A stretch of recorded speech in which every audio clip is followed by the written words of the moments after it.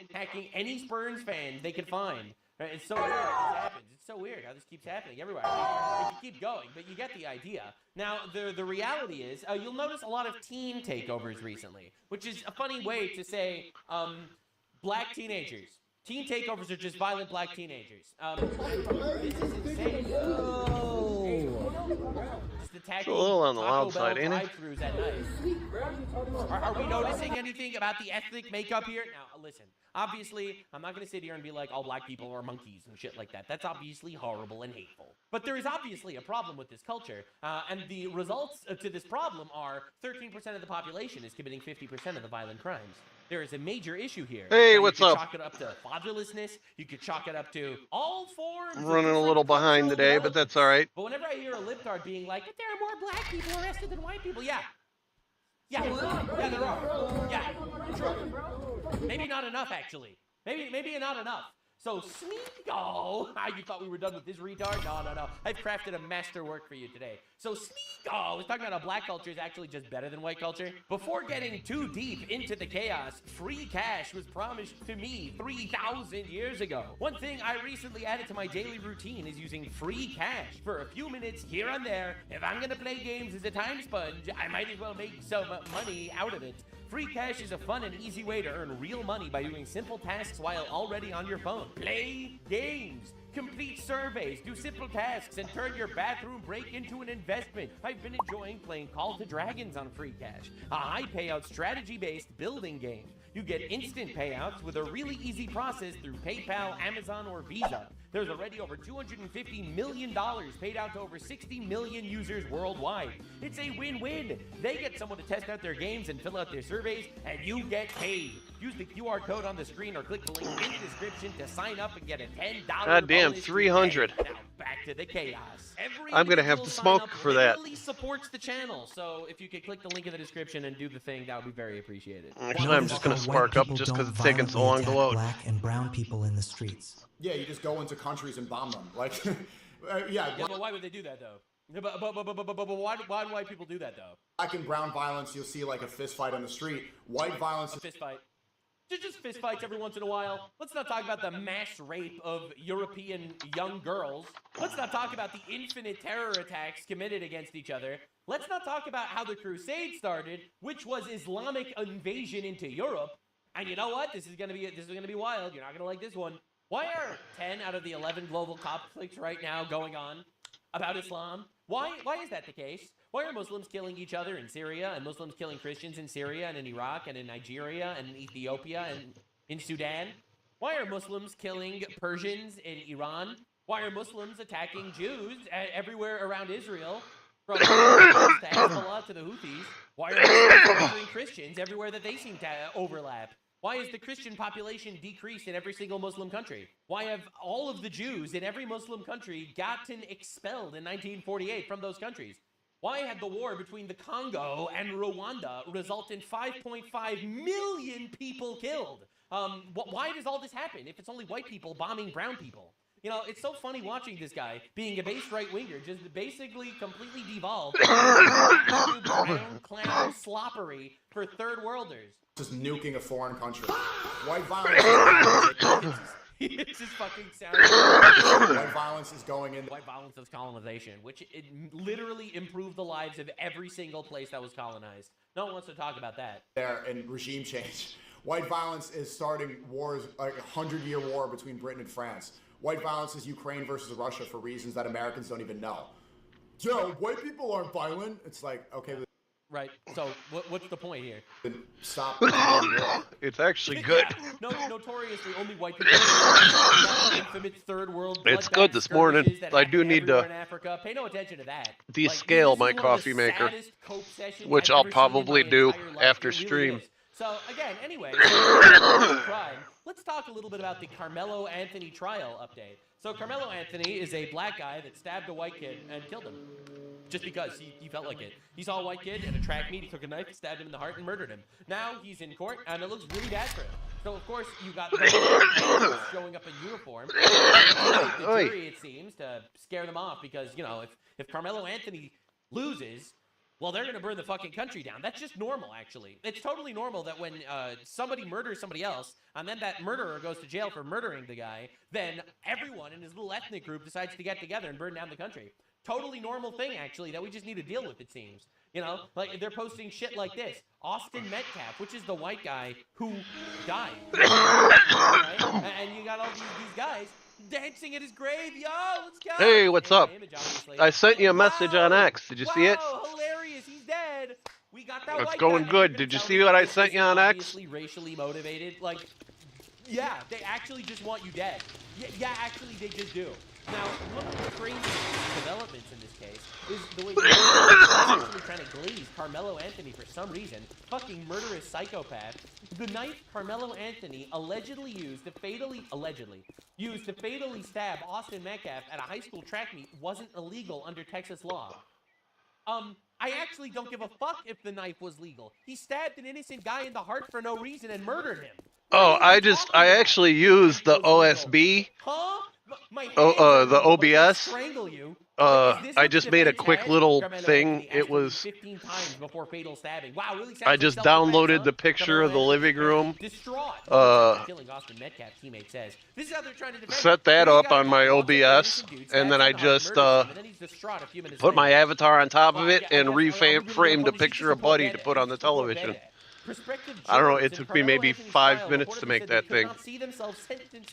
But the one I want looking better than that. That's just to give you an idea of of the layout. Told prosecutors, I don't think I can make a decision about somebody so young, while others said Anthony looks like a child. So the reality is, the actual lawyer based did not allow any black jury, which is fucking awesome, actually, because apparently tribalism is very real. Yeah, that's kind of what I want you to make for me. Especially in certain communities. I mean, it doesn't matter what side my avatar is on or anything, but if you could make the TV a little bigger, yeah, actually, that is the goal. And you know, just have fun with whatever kind of background. They don't seem too distraught. They actually think it's perfectly acceptable that he murdered an innocent kid because he was white. Isn't that insane? Carmelo Anthony juror left open mouth with shock at sight of Austin Metcalf's body as the killer team's lawyers suggest the victim impaled himself on the knife. You thought that you saw depravity. Yeah. You have seen nothing and then just yet. Shoot me a price for it on X, and we'll make it happen. Because I'm real close to partner right now. And essentially impaled himself, prompting an audible. In fact, I'm kind of hoping that this stream will put me one step closer. What am I doing? And then Austin Metcalf stabbed himself in the heart. You understand the level of retard you have to be to even, like, put up with this shit? Like, this is an absolute joke. A mockery of justice. So, first they claimed it was self-defense, and then they claimed that the guy maybe stabbed himself on this guy's knife. Absolute insanity. And, you know, you really start to understand where this meme came from. How the entire real estate market in the country is based on how far away Come on. Get from these Carmelo Anthony had a horrible lawyer. The craziest reality is that's actually not wrong. Because a lot of these communities actually believe this way. Now, I think that base, conservative, black people are legends. They're fucking awesome human beings. But a lot of them are living in this backwards culture retard world where ethnic tribalism absolutely trumps everything. And then they'll scream about being the victim and shit when their entire community rallies behind them after they murdered somebody in cold blood. Defense rests with the Carmelo Anthony. A total disaster for them. Their own witness contradict themselves. Testified Carmelo was I'm doing all right. There essentially was no defense offered. They should have taken a plea deal a year ago, but his retarded family preferred milk. This base is kind of getting big and crazy. Murder trials you've ever seen. And it's official. Carmelo Anthony's defense rests after a devastating round of witness testimony and the Austin Metcalf trial. 30 minutes. The defense resting its case in the murder trial of Carmelo Anthony. The teen accused of fatally stabbing Austin Metcalf. Now, well, Buddy's chilling with me like he usually does. I don't. This comes after an unusually long lunch. I can't see if. An hour and a half. We don't know. No, I don't know where Shoujo is. She might be laying in the living room or the bathroom. The prosecution rested its case on Saturday. But she was getting nuts a little while ago. That's a lot. Emotional, heartbreaking, harrowing testimony from Austin Metcalf's coach fellow students. And I really don't mind her getting crazy, but The jurors looked on in horror sometimes she'll as come in and she'll like graphic launch autopsy off photos of were me shown. and like Anthony, dig on her the claws other into me. hand, did Sometimes she not draws look, blood. staring down at his lap. So I'm always afraid as she's the gonna do footage that showed. to me. The biggest headline? It came from But a other than her 17-year-old just getting crazy, it schoolmate of usually Metcalf doesn't who bother me that testified much. He didn't see anyone crowding Carmelo Anthony at the time of the stabbing. This seemingly debunks Anthony's narrative that he was ambushed and acted in self-defense. But like, just listen to the way the arguments develop. I didn't. No, do the little nothing. the I little was picture of ambushed Buddy, in self-defense. that's supposed to represent Actually, the stabbed video himself, I'll be knifed reviewing. himself, actually. The knife was legal, So you by can the make way. the TV Bro, just bigger. what a I mean, fucking shit show. you have to have the space off to the side for my The avatar, defense asked the court to and move to then a make the direct TV verdict. In as other big words, as you asking want, the and judge then to any rule in other their space favor you could before fill the up case with goes to the just jury on the grounds that the static, prosecution legally failed to make their case. Now that sounds detail like a long shot of like a request. living room, It is. or you could It'd add be like asking the animations ref of to like end the cats game fighting, before the fourth or quarter because one team thinks the other hasn't put up enough it points doesn't to necessarily win. have It's to also have the pro forma. dojo In theme. almost every I legal mean, you could case, just the have defense fun will with it. ask for a direct verdict. And in almost every I mean, the case, it dojo is theme denied. would kind of make In this sense, case, but it it was doesn't denied. necessarily have to So be that way. The defense began calling witnesses, including two students who Bro, were at the this scene. motherfucker got Rasputin to be his fucking lawyer and just got absolutely slaughtered in court. One recalled seeing Anthony crying after the stabbing. The other described seeing Don't care. a push or a punch followed by people screaming.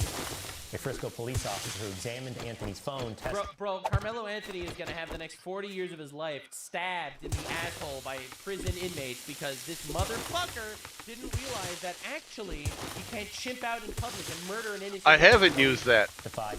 I put that thing together just to show you an example of Yeah, what but I was stabbing him talking in the heart, about. that's the issue. It's not really carrying the knife, it's more the stabbing him in the heart. and killing him. I never used it. I literally took 5 minutes this morning to make that picture just to send to you. I have no, I've never used it. It's just, that was the idea.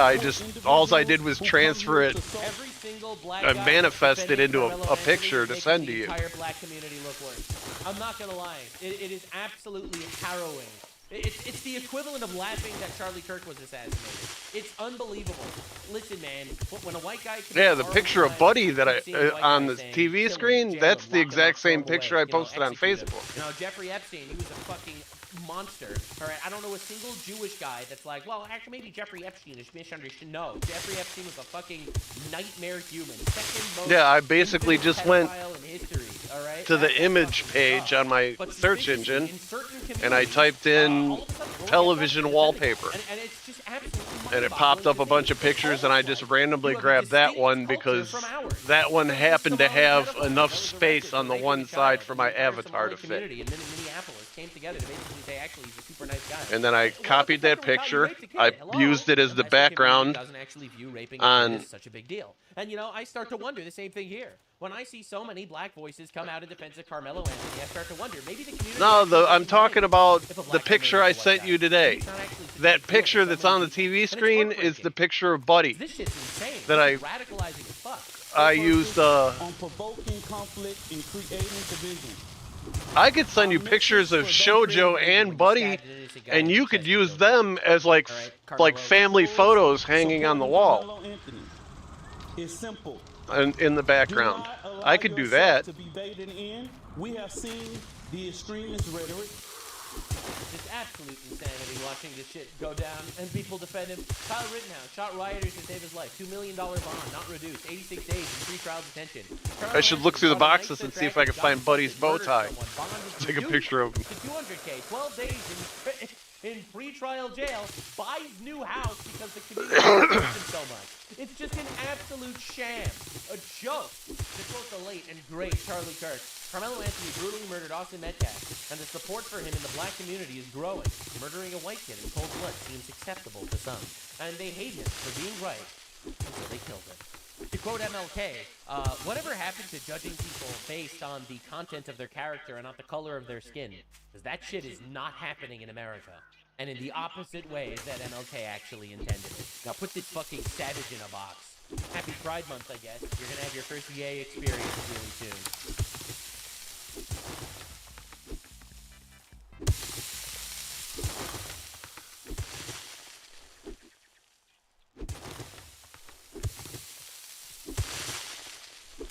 Just got up first thing in the morning, and I hop online and see that there's even more new wild information in regards to this bricks and minifigs Lego scandal that I've been glued to for the last like 48 hours. I know I've already made 2 videos covering it because it is just developing so fast with so much insanity to it. It's hard for me to resist yapping about it.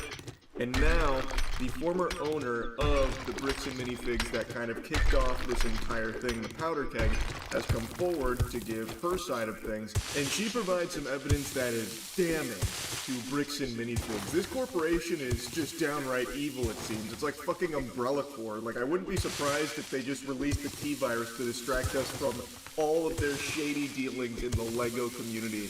Now, real quick before diving in, I want to put something positive on your radar for anyone out there looking to upgrade their PC. At Starforge, we're doing a big memorial sale for the whole week. So if you've been looking to get surprisingly PC upgrade, easy. now's the time. There's a link to Like, that in the description. I hardly got any cops. And our life savings, along with a giant collection inside There the was store, no dogs. which was owned I by only got Brian like Mansell's 5 father, birds. was taken by bricks It was and minifigs. like, it was super crazy easy. I don't understand it. The first one was harder.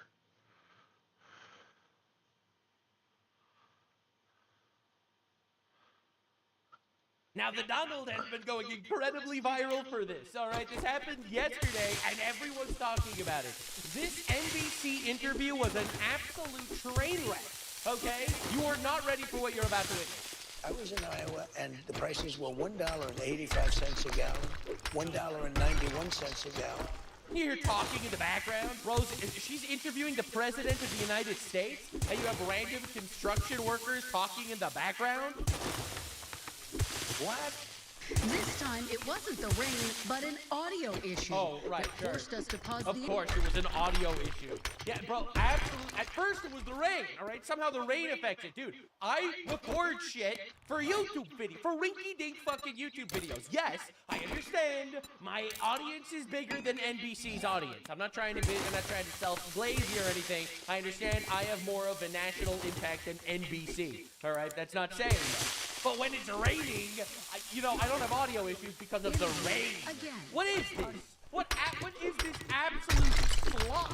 Anyway, so there's audio issues, there's rain issues, there's people talking in the background, just incredibly disrespectful shit. Now, also, notice how every single question is devised in a way to lie, all right? It's lying through omission. It's all trying to signal to the people what they actually want them to hear and imply certain things, and Trump doesn't fall for it. I love how the media is like, oh, Trump is old and he has Alzheimer's and he's falling apart, and none of their tricks work on him. You got a strong jobs report Hey, you hear the rain in the background?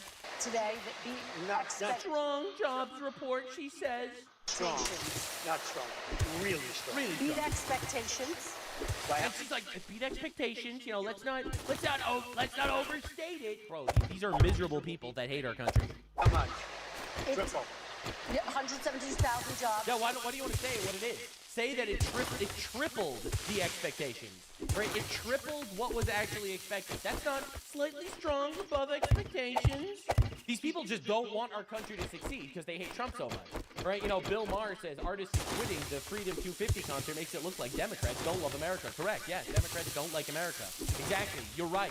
That's exactly what white guilt actually means. White guilt means you have to hate the fantastic civilization that our ancestors created. These people don't even believe in borders, let alone countries. They have zero respect or love for our nation. In fact, it's so obvious that they don't even hide the lies. So Mehdi Hassan was just on Patrick Ben-David's podcast, and he asked him, who do you think loves America more? Ilhan Omar, a woman who obviously hates America, or Donald Trump, a man who obviously loves America? Whatever fault you want to find, he obviously loves our country. Yes. Ilhan Omar loves America. You know how I know she loves America? Ilhan Omar loves America. Yeah, you don't? Absolutely not. She absolutely loves America. You know how I know she loves America? Tell me. Because she came to America, she decided to run for office. When she ran for office, she ran as a... She committed immigration fraud. She did tons of alleged scams. She basically got the Somali community the ability to steal billions of dollars and fund Somali terrorism. FD, who devotes her life to trying to improve people's lives. She wants healthcare for everyone. She wants So health... he thinks that Ilhan Omar loves America, and his proof is that she got into the country and is promoting policies to take money away from people who earned it and give it to Somalis who didn't earn it. Right? That is his definition for love of America. And because of that, he thinks that she loves America more than Donald Trump. For every Trump voter watching this show, she's eventually going to return to her country and contribute to her country. She's only doing this to advance her country. Bullshit. Ilhan, her words. Pull up the video. Listen, pull up her video. It's her words. I just told you Sam Piper, and you're like, I've never seen that. Let me say this to you. Go ahead. Donald Trump has made more anti-American remarks than Ilhan Omar. If we're going to go. Like, bro, like, you can never engage with these people in good faith. Their words mean nothing. I will never, ever trust anything that they have to say. Mr. Mehdi Hassan, supporter of Islamic terrorism, I don't actually give a flying fuck about his opinions on literally anything in America. He just lies. You can never trust these people. You know, he literally, they were on the same show together right when Charlie Kirk was assassinated to basically say Any video that I'll be reviewing, What I do know commentating on, is that, you know, like there's going to be, who once said, I will be making content on Twitch where I'll be like Asmongold or you know, like, yeah, I'm trying to think of somebody else like Emiru or something where I'm watching videos and the Democrats and I'm responding to them. Why they root against Donald Trump whenever he actually succeeds. Now, back to this absolute train wreck reporting, this absolute nightmare of an interview. And those are the videos that I'll be putting on YouTube. I'll be sending them to you to have you cut. I'll review. I'll spend like an hour or two watching videos, so I'll watch 5-6 videos. I'll send that 2 hours to you. You split up the 5-6 videos into separate little videos, put an intro and an exit on them, and those are the videos we'll be putting on YouTube. So instead of playing this video in the background, takes off his mic, throws it on the fucking ground. I'll actually be watching it. On and off in the rain. And I've given you It'll basically. You ought to straighten out your press because you know what? A country can never be great with a dishonest. Listen, we traveled all the way to Wisconsin. This will sit steps on the like right here. This would be the TV, except the whole video would be it. Brings him in there. Shitty fucking audio. No, that does the whole screen. In the background, misleading no, can't do that. That's not what I meant. But that all elections are totally honest and there's zero this would sit in the screen of the television. Have been arrested for election fraud. My avatar would be over here on this side of the screen, on the left side of the screen.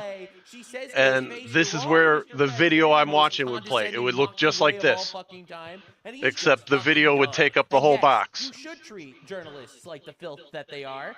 And then every so often, I'd pause it and comment on what the guy is talking about. And then I unpause it, continue watching the video. that's the moral here. Journalists are not actually people, you know. And then that's what the layout would be like. To Christian Welker for making I can actually leave it like that because it doesn't matter. In an interview with a rude and bullying interview subject who cannot marshal a single fact, blah blah blah. And like you just. So there'll be 2 hours of my streaming day. Instead of playing games, I'll be reacting to video content. Fine words and cute propaganda, how Donald Trump is a bully. He did them a favor. He did not need to do this Meet the Press interview. He did them a favor to get the truth out to the American people, knowing that they would be bad faith, knowing that they lie and I'm diversifying my portfolio. People to at least hear his side because the media never tells his side. And this is what he got. He got a bitch. All right? You know, that is some wild, unhinged stuff from the president. Welcome, a good person and an honest journalist. Yeah, don't believe your lying eyes. And it's like, yeah, no, this is what psychopath Kristen Welker looked like talking to the president of the United States. Maybe if she showed some respect, people would respect her, you know? Listen, I saw the No Kings protests, and, you know, I'm starting to think that maybe we do need a king. Because this shit's insane. The president, Donald Trump, is the president of all the American people, whether you like him or not. Unfortunately, we live in a democracy, not a constitutional republic, which is what we should be living in. And even if we make believe that we're living in a democracy, the elections are also fucking crooked as shit. Just think about how absolutely insane it is that the American people, the majority of the American people, voted in Donald Trump despite whatever, you know, retard establishment slant went the other way on the mandate to deport all the illegals, and the response for the left was literally to burn our country down, to throw bricks at police officers and dox their families and shoot ICE officers and assassinate politicians and shoot podcasters, and you know we just have to live with that, I guess. It is absolutely insufferable that we live in a country that they don't respect our king. Oh, but he's not a king. He's the leader of our nation, and he deserves respect. You know, when Joe Biden got cancer, I said, you know, I hope he has a recovery. I hope things go well for him. You know, I'm praying for him. The overlay that I'm currently using? History of the nation. No, this will be a separate setup absolutely sucks. It really for I just found out that the my video aunt, reviews. Voted for a Democrat It's a whole new thing. She was alive. Yeah, many such cases. So pay attention to the bullshit that we are about to witness. I won't have the cat cam on my video reviews. Two great Republican candidates are both being cheated, and so is America, which, if the Democrats are able to fulfill their mission, great trouble and consternation will follow. Watch this election. Which reminds me, I got to buy a new cat tower. And they beat the crap out of that one. So we all remember this image, this fateful image in 2020, where it makes it seem like the Democrats won the 2020 election because poof, they got they got a really sexy 400,000 votes just immediately. And wow, you know, the Republicans ahead the entire time, and then all of a sudden 400,000 new votes come in for the Democrats at the same time. You know, a lot of people found that relatively suspicious. You know, at 6 in the morning, all of a sudden 400,000 new votes came in. That's pretty weird. Well, we're witnessing the new one. The new screenshot of terror. This is the LA mayor primary, all right, where you had over here the guy in the front runner over here, and then all of a sudden mail-in ballots come in, and boom, in come the mail-in ballots, and that's absolute insanity. Just absolute insanity. Holy fucking shit. This makes no sense, right? Yeah, I kind of third place by a massive margin, but when it comes to the I kind of got the idea from a different YouTuber. He's got a whole. On election night, Nick and Ramen, right, the person who came in third place before they. I want to see if I could. Ramen cried and basically gave up the election. She conceded the race because she lost by so much. She lost by 7%. Or more, or 8%. And she conceded the race, crying because she knew she lost.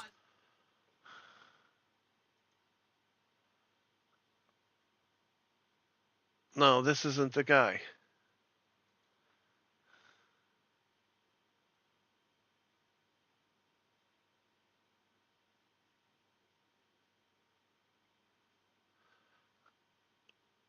Straighten the bowl. This is him. His videos, let me just pop into one right quick. It seems like the Ida situation.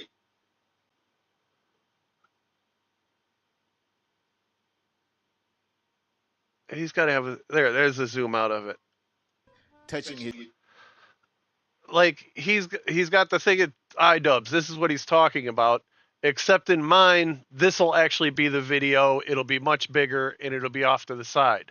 His avatar here off thing, he's got a little weirder setup, but this is kind of what I got the idea from. He kind of almost does like a news style thing where the newscaster sits off to the side and then they have the blue screen up there where they're showing clips of the story or their graphs or whatever the hell they're talking about. That's kind of the setup I wanted, except I wanted it to look like a living room instead of a newsroom. So instead of I'm delivering news, I'm actually sitting here watching this shit on television. And I wanted to do television instead of a computer because television kind of fits with my Generation X persona.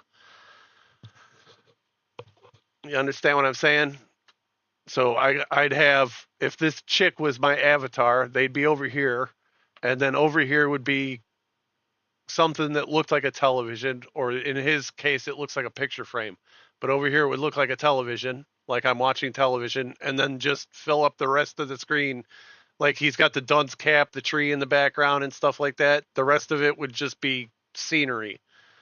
It could either be static, that to look like a living room, or you can animate it so every so often little cats come by or something, or I'll send you pictures of Buddy and Shoujo so you can make pictures on the wall. Yeah, that's kind of the setup I was looking for. It's something like that.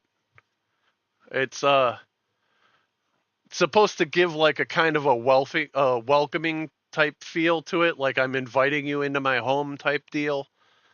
That's kind of what I'm going for there. But yeah, it'll replace everything. The whole dojo thing won't be there, and it's a whole separate setup for doing my videos.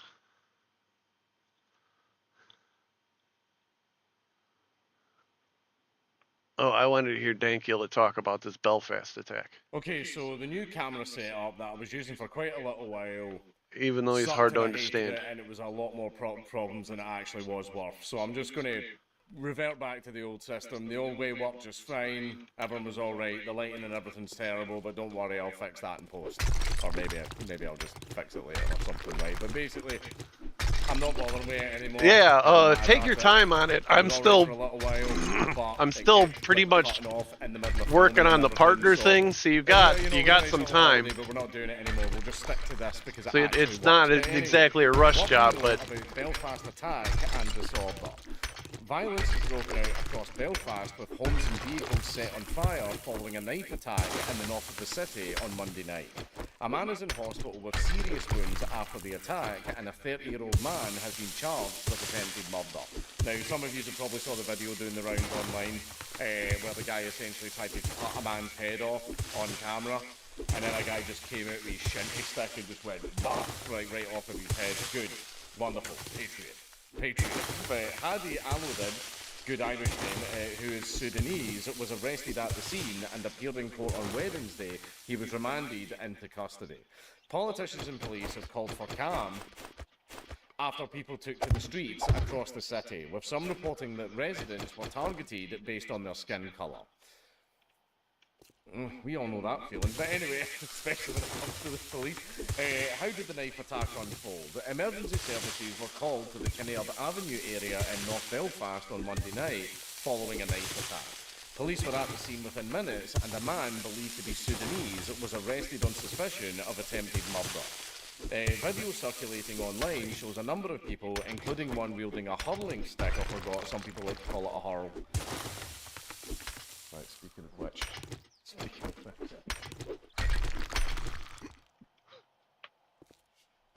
Wait. Anyway. Just over your lip. Black. Don't flip that. But anyway, where was I actually? Oh yeah, confronting the apparent attacker until the police arrived. A man injured in the attack, aged in his 40s, has been named as Stephen Ogilvie. He is in hospital where his condition is described as serious. Police said Ogilvie had slash wounds to his back and face and eye injuries. The force recovered what they believe to be a kitchen knife at the scene. Now, they've not actually released any proper details of his injuries, but the one thing that I'm hearing all over the place is apparently he has lost an eye. But again, I haven't had that 100% confirmed, so take that with a pinch of salt. PSNI Assistant Chief Constable Ryan Henderson said those who intervened were heroic and had saved the life of the victim. He added, "I want to reassure the local community that we are treating this attack with the utmost seriousness." That's great, deport them all. You want these attacks to stop, deport them all. Stop bringing people like that into the country. People who you've got no background checks, no way to check their mental health. No everybody's saying that about every country. Who the fuck they even are in the overwhelming majority of cases. It's just a matter of time before the real violence starts. Basically, see people that actually process these applications and allow these people into the country. I think they should then be forced to sign on as a sponsor for that person. Why not? If that person commits any crimes while they're in the country, that person's held responsible. You should have done your due diligence, you should have done your checks. Did they give you a reason? Properly to make sure that this wouldn't happen. But you didn't, so hey-ho. hey ho, you go to jail alongside the person that you let into the country. I think that's what should happen, but however, that would be far too sensible. What do we know about the victim? Ogilvy is in hospital with serious injuries to his eyes and slash wound injuries to his back and face, police said. He lost his left eye in the attack. Oh, there you go. Belfast Magistrates Court held on Wednesday. Henderson said that detectives and specialist officers were supporting the victim and his family at this difficult time. Secretary of State for Northern Ireland, Hilary Benn, repeated the police appeal not to share footage of the attack out of respect for the victim and his family, while speaking in the House of Commons on Tuesday. Absolutely no one is making fun of the victim or anything like that. Nobody is going like, ha ha ha, well, I mean, I bet I know a few people who probably are. But the overwhelming majority of people that are seeing that video are just, especially what my thoughts that went through my head when I saw the video, as I just went, that poor fucking man. Holy shit, that poor fucking man. Now, apparently, the guy who ran in with a horror and smashed the guy across the face, apparently people are doing a crowdfund for him, which is nice and everything. Yeah, the guy's a hero. Well done for going in and saving that guy. You saved a man's life. But can we do one for the victim as well, please? Can we please maybe get one going for the victim? I think, yeah, I'm not saying recognise the hero and all that, but basically I've got a feeling that that guy's going to need a lot of reconstructive surgery after what happened to him, so yeah, let's get one going for the victim as well, please. Who's the suspect? The suspect, 30-year-old Paddy Allodid, lives in Duncairn Avenue in North Belfast. Allodid has been charged with attempted murder, possession of an article with blade or point in a public place, and threats to kill an NHS worker. So obviously they've brought him in to have a look at him and give him his little mental evaluation, and he's actually threatened to kill the psych nurse. Now, if there's something you definitely don't want to do, it's threaten to kill the psych nurse while you're surrounded by police. He appeared at Belfast Magistrates Court via video link from Musgrave at Serious Crime Suite. Allodid was refused bail and was remanded into custody to appear in court again on 8th July. An initial statement from the PSNI on Tuesday morning said police believed the suspect was Somali, but they later confirmed that he is Sudanese. Somalis, you can tell. The Home Office said the suspect was on leave to remain in the UK until 2028. He entered the UK in 2023 and was granted refugee status the same year. I don't know what was wrong with like the 17 different countries between here and Sudan. Like, I genuinely don't know what was wrong with them, but he just so happened to come all the way up to, basically got into Ireland very easy, and then because of the open border at Northern Ireland is a very easy way to get into Northern Ireland, therefore the UK. Sorry, not picking a side, just stating fact. But and that's when he goes, oh, I declare asylum. Right, it's a fucking joke. It's an absolute joke. And they were, oh, you can totally stay. And basically, because they done that, that happened to that poor guy, happened to poor Ogilvy. The person who granted that visa should face charges. What checks did they do? Basically, what background? Did they check the criminal record? Did they do a psych evaluation? Did they do any of that shit? They probably fucking did.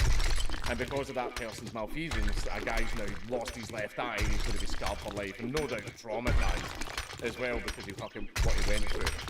The individual claims to have entered the UK via the common travel area, a spokesperson said, which is a handy little loophole that a lot of them are doing. Chief Constable John Butcher said he understood the suspect made his way from Sudan to Paris. What was wrong with Paris? Oh, not enough benefits. That's why they come here, by the way. We've got one of the weakest benefit system in the world. Basically, unless you're a native. If you're a native, then they really don't give a fuck. If you're a native, they genuinely don't give a fuck about you. I've had to deal with one of the social security things recently. Holy shit, I would love to talk about it, but I can't. But basically, you'd all be laughing your heads off if you found out what it was, but I can't chat about it just now. It's hilarious, though. I wish I could, because it's actually fucking really funny. Oh, I am well and truly radicalised. But anyway, flying to Dublin and then travelling by bus to Belfast on 10th February 2023.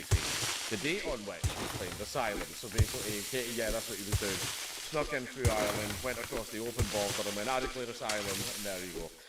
He told supporters at Stormont there is no trace of the suspect on any, reporters at Stormont, there is no trace of the suspect on any of our national security databases, and he was not known to the police service of Northern Ireland. What have the police said? The police said they were not seeking anyone else in connection with the investigation. Henderson said the force had been liaising with senior counter-terrorism officials adding, we have no information to suggest this was terrorist related. However, we are still at the early stages of our investigation. I was doing some DIY stuff and I had some shit on my hand and I have just rubbed it into my eye. Yay, WD-40 in my eye. That's good. He asked the public to be mindful. That part. They asked the public to be mindful of what they share on social media, telling them by sharing footage this could risk causing further trauma to the injured man's loved one and may impact the ongoing investigation. Well, I mean, the guy did it. There he is on video. It's not going to hamper anything. We can see him do it. Okay, there he is. There he is. There. He's even waving. Hello, hello, it's me. I did that shit. Like, it's fine. I'm pretty sure you're going to get a guilty verdict. Henderson said he understood that people would be feeling a range of emotions from fear to angry and appealed for calm. No, shit. Because whenever there's something more calm, it just happens again. It just happens again over and over and over. You're not going to do a thing to change it. That's why people are out in the streets rioting. Because this happens, everybody gets mad. They have a riot, you arrest half the riot and give them fat beefy sentences, and then everybody goes home, and then the next week the same thing happens again. The police and the government are doing literally nothing to stop it. You come in and do a big trial and everything after the fact that we would like for attacks like this to not happen in the first place. You're not doing anything. You're literally doing nothing. All of your police forces invested in keeping white people arrested and in jail all the time for having the wrong opinions. Not against, psychotic murderers that you brought here. Like, again, of course people are going to go out and riot. What is it they say? A riot is the language of the unheard. And that's what's happening. You're just telling all these people, shut up, racist, and ignoring all of their problems. Ignoring all of their issues. And you're just continually bringing psychopaths, murderers, rapists, and paedophiles into the country. And then you're going, every gentleman, calm, please. No, fuck that. I mean, I'm not supporting condoning any of the violence. I disavow it completely in its entirety just to keep my lawyer happy, right? But you asked for it. Like, I'm sorry. What did you think was going to happen? People were just going to tolerate having their heads cut off and their children raped forever? Like, did you genuinely, especially in Northern fucking Ireland of all fucking places, did you think everyone was just going to go, it's fine. It's fine. Like, what did you think was going to happen? Calm, everybody, please. No. I think the time's over. And this, again, not encouraging violence and disavowing all violence and stuff like that. But, like, I genuinely, police, what did you think was going to happen when you just allow this shit to happen up and down the country all the fucking time? I don't get it. But anyway, I'll go on with the article. That's the bit I usually say for the NC. Shot a load too early. How did the disorder break out? What a question. Who knows? Ben said, everyone has the right to express their view, but in the end, if we want to support the PSNI... What? The last thing people should be doing is stretching their resources across Northern Ireland to deal with protests that aren't going to help anyone. No, people want to make their voices heard and people want you to know how angry they are and how this shit isn't going to be tolerated anymore. Right, again, I'm not encouraging... I do encourage peaceful protest. People absolutely should go out and peacefully protest. However, people just get really angry because tempers are high. Right, emotions are running a little bit tense recently because people are just not being listened to. They're not being listened to at all. On Tuesday evening, crowds began to gather in areas including Antrim, Newton Abbey and Ballymena. About 200 people gathered near Newtonards Road, a unionist area on the edge of Belfast city centre. Bins were set alight on the road and a BBC reporter heard 2 explosions as a bus caught fire. Many of the group were masked, with some waving flares. Henderson said that there had been sporadic pockets of disorder in a number of locations across Northern Ireland on Tuesday night. A police car was set on fire in Portadown, with independent Assembly member Doug Beattie describing the incident, which happened outside the constituency office, as disheartening. Multiple homes were set alight, including a house on Lendrick Street in East Belfast belonging to a man in his 30s who said he had lived there for 10 years. Cars were set alight on the road, which caught fire to my house, but masked men were bashing down doors, he said. The Northern Ireland Fire and Rescue Service says it had a busy evening on Tuesday, managing 256 calls between 7 to 7 o'clock in midnight. The fire service attended 62 incidents, with the majority in the Greater Belfast area. A pastor who has been helping those in houses targeted by the violence said people were being put out of their homes because... Is that just you making all that noise? Oh, there's a guy behind you. Where multiple houses were on fire around the There's like a bunch of guys behind you. He said some members of his church, who have been with us for 20 years, were getting put out of their homes, had their house attacked, windows smashed, houses beside them burned. Now that I don't support, right? That part I definitely do not support. However, come on! If the police had just done their job properly, this wouldn't have demonised migrants and demonised black people or Arabs or whatever the hell else have you. Right? Basically, by allowing freaking stamina, you're giving these minorities a very, very bad rap with the everyman. The everyman is now turning his attention to these minorities. And do you want to know the fun fact about this? The police knew. The police knew. See, this is one thing that I've put my tinfoil hat on for a wee second here. See how I've told you that when a teenager gets referred to the event because he shared a tech name or something like that, and he comes out of those meetings just 100 times more radicalised, or people say, you know, just a little milk-toast opinion like, I don't like immigrants, ooh, scary, calm down, Hitler, right? Just like basic bit shit like that, and then they'll get arrested, they'll get investigated, in some cases they'll get sent to prison over it and stuff like that. Like, fucking, they're coming out of those so much more fucking radicalised, and the police know. They know this shit doesn't work, but it actually makes everything worse. Right? So this is, I don't know. This has played with me for a long time. The police know that all of this stuff, all the laws and all the regulations and the hate crime operational guidance handbook and all the, basically their approach to racial issues and everything has the opposite effect of what they're intending. And yet they keep doing it, and in fact they're encouraged to keep doing it. This keeps me up at night. It keeps me up at night. I don't know. Either they're just being complete fucking idiots, and then again they are the police. Right, I'm not hashtag have been very, very good guys. They actually are. Yeah. Right, but I don't know. I don't know. It bothers me. Anyway, they're good Christian people, and they're getting put out just because they're good. I don't know. I think there's some Christian tensions in Northern Ireland for a little while. Claire Hanna, Belfast MP, and leader of the Social Democratic and Labour Party, also says that people were being targeted because of their race. Nothing new about that. Northern Ireland. She told BBC Newsnight, what you're seeing is a race-based pogrom. We are seeing men going door to door asking to get the foreigners out based exclusively on the colour of their skin. Apparently, I'll be honest, I had a few men on the ground. When I say men on the ground, just guys that I know that were sending me updates, and apparently there was a bunch of Indian guys marching with them as well, and apparently they were just like balaclavaed up and everything, and apparently they were just like, oh, you know what, I need some cookies. So I don't know what the hell's going on there.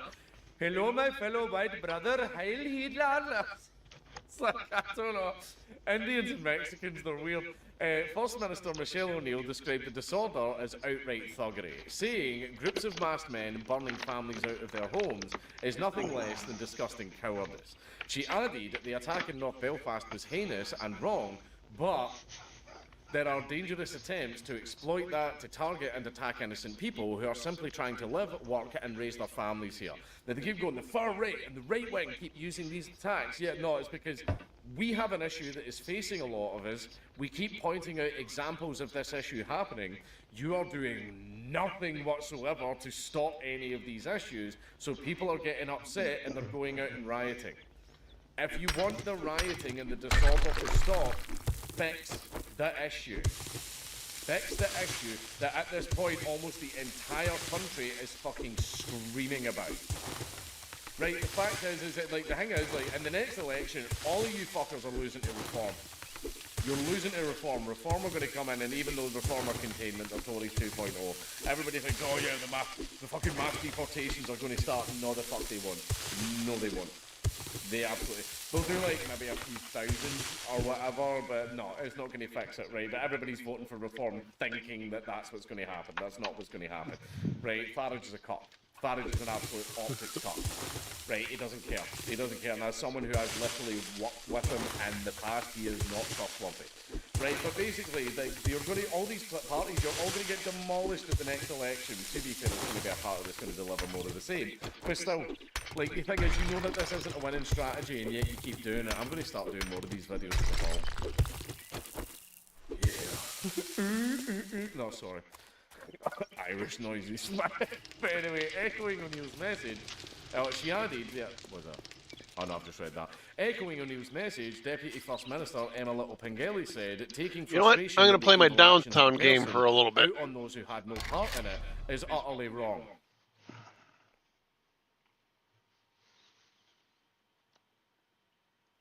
There are... Oh, sometimes they just line up. Fucking... But anyway, speaking in the Commons on Wednesday, Prime Minister Sir Keir Starmer said the scenes in North Belfast on Tuesday night were totally unjustified. People are rightly sickened by the horrific attack on Monday night in North Belfast, he told MPs. In a post on X, the PM added he would not tolerate violence against people because of their background. Then stop bringing in people who keep attacking or raping people because of their background. But anyway, speaking at a press conference on Wednesday morning, Reform UK Deputy Leader Richard Tice condemned the violence in Belfast and urged people to express their frustration peacefully. When asked if his party's call for all visas for Sudanese asylum seekers be banned was proportionate, he responded, "It is absolute and it is proportionate. I'll believe it when I see it." Reform are going to get in, Farage is going to sit in the big chair, and then the people are going to peek out from behind the curtain and they're going to say, "Here's how things actually fucking work here." Right? Bet you. Cool, thank you very much. We have to be courageous and say enough is enough, Tice added. Northern Ireland Secretary Hilary Benn condemned the thuggery across the country and said the disorder was only damaging communities and putting innocent lives at risk. He wrote on X, "I echo the call from the PSNI for this violence to end now." Northern Ireland Justice Minister Naomi Long said those carrying out violent acts were weaponising genuine hurt, concern and anger that people are feeling. It might take a minute. Save it for the end, even though I've said most of it already, but I'll save it for the end.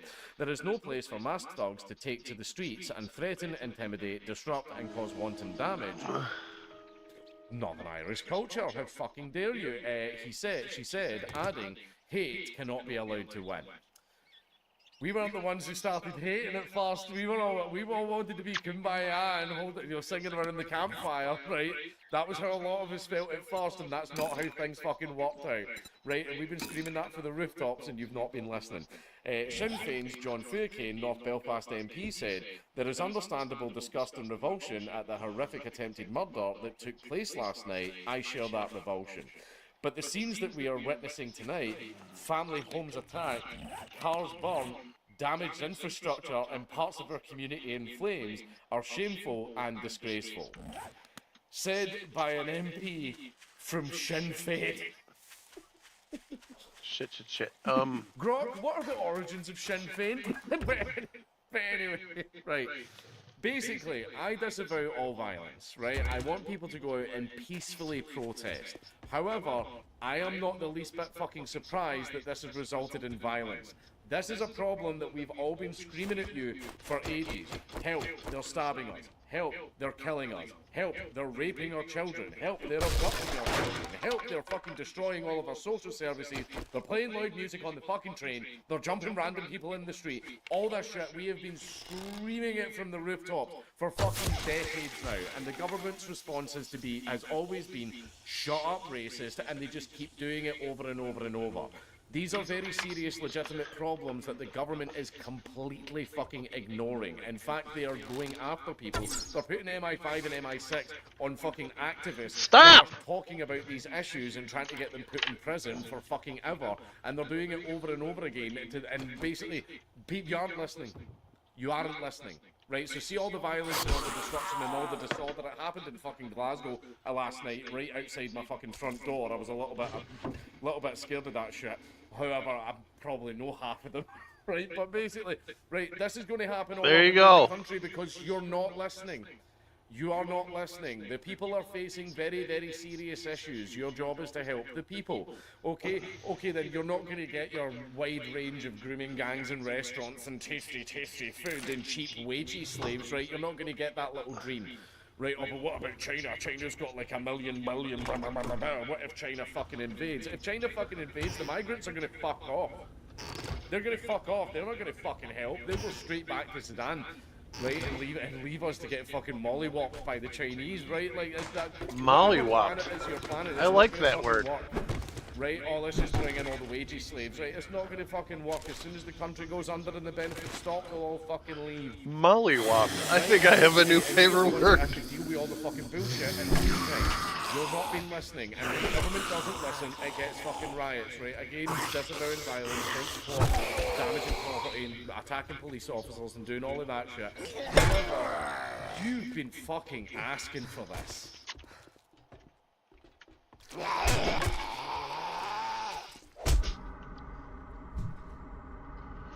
Prisons are intended to be places of order, where people that broke the rules can serve their time. It's a delicate ecosystem of balance maintained by discipline and authority. Their walls shield the outside from those deemed too dangerous and, in theory, give them a path to reform, to be let back out and live a normal life. But what happens when that balance fumbles? When the system that was designed to contain the chaos actually becomes part of it? Like a pressure cooker, if left unchecked, and the ingredients are a mixture of overcrowding, neglect, a hefty tablespoon of despair, and basic human rights are still sitting out there on the countertop, eventually it will explode. And the result would be the biggest storm of violence in US prison history. Today's story is not just about rebellion or sticking it to the man, but more so about survival and the depths that human depravity can sink to if left unchecked. The New Mexico prison riot.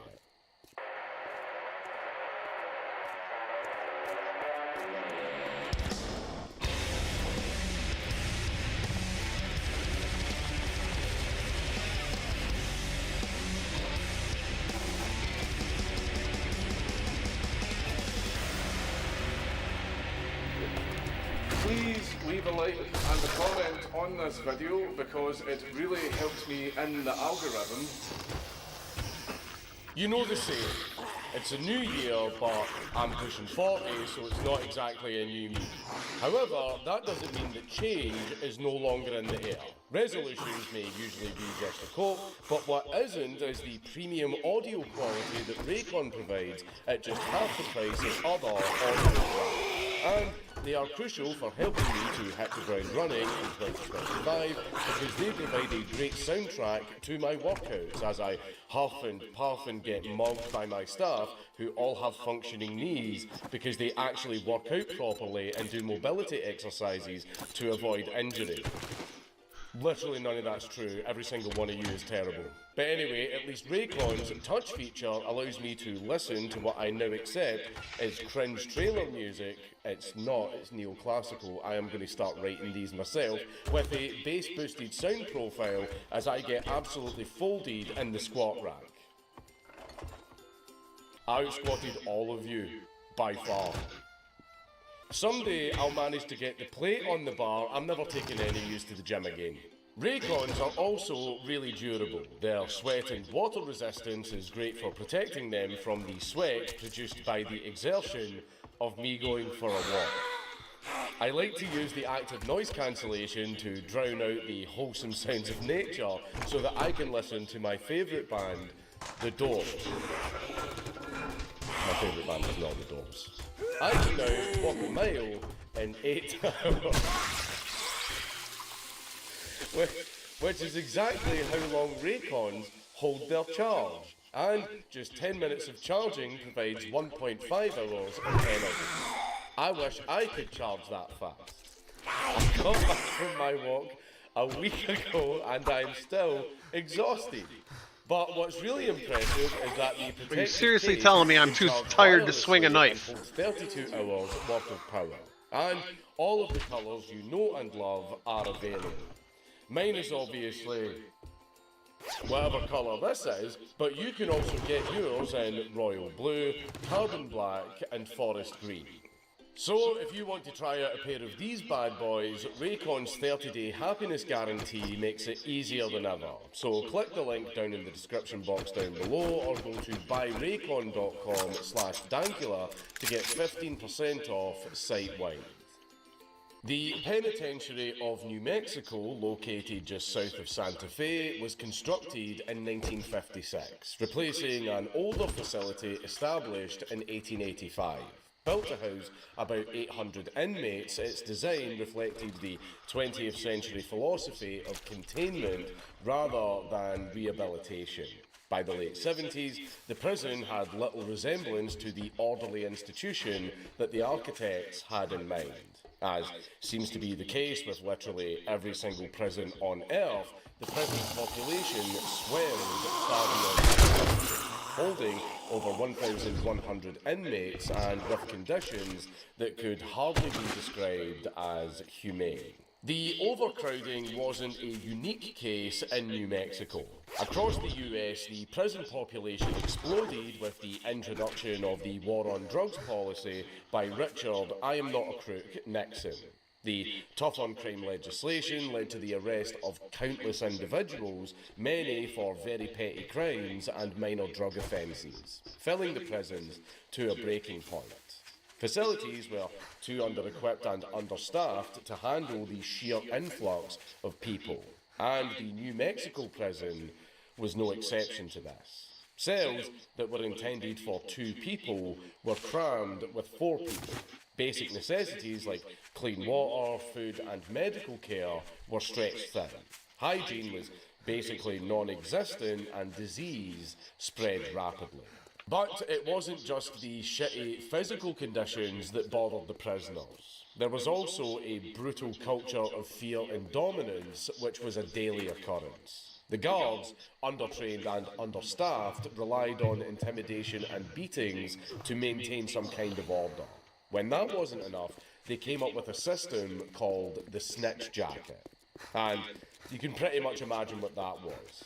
Prison rules are that you do not snitch on your fellow inmates or you will get shanked in the ribs about 40 times in the showers.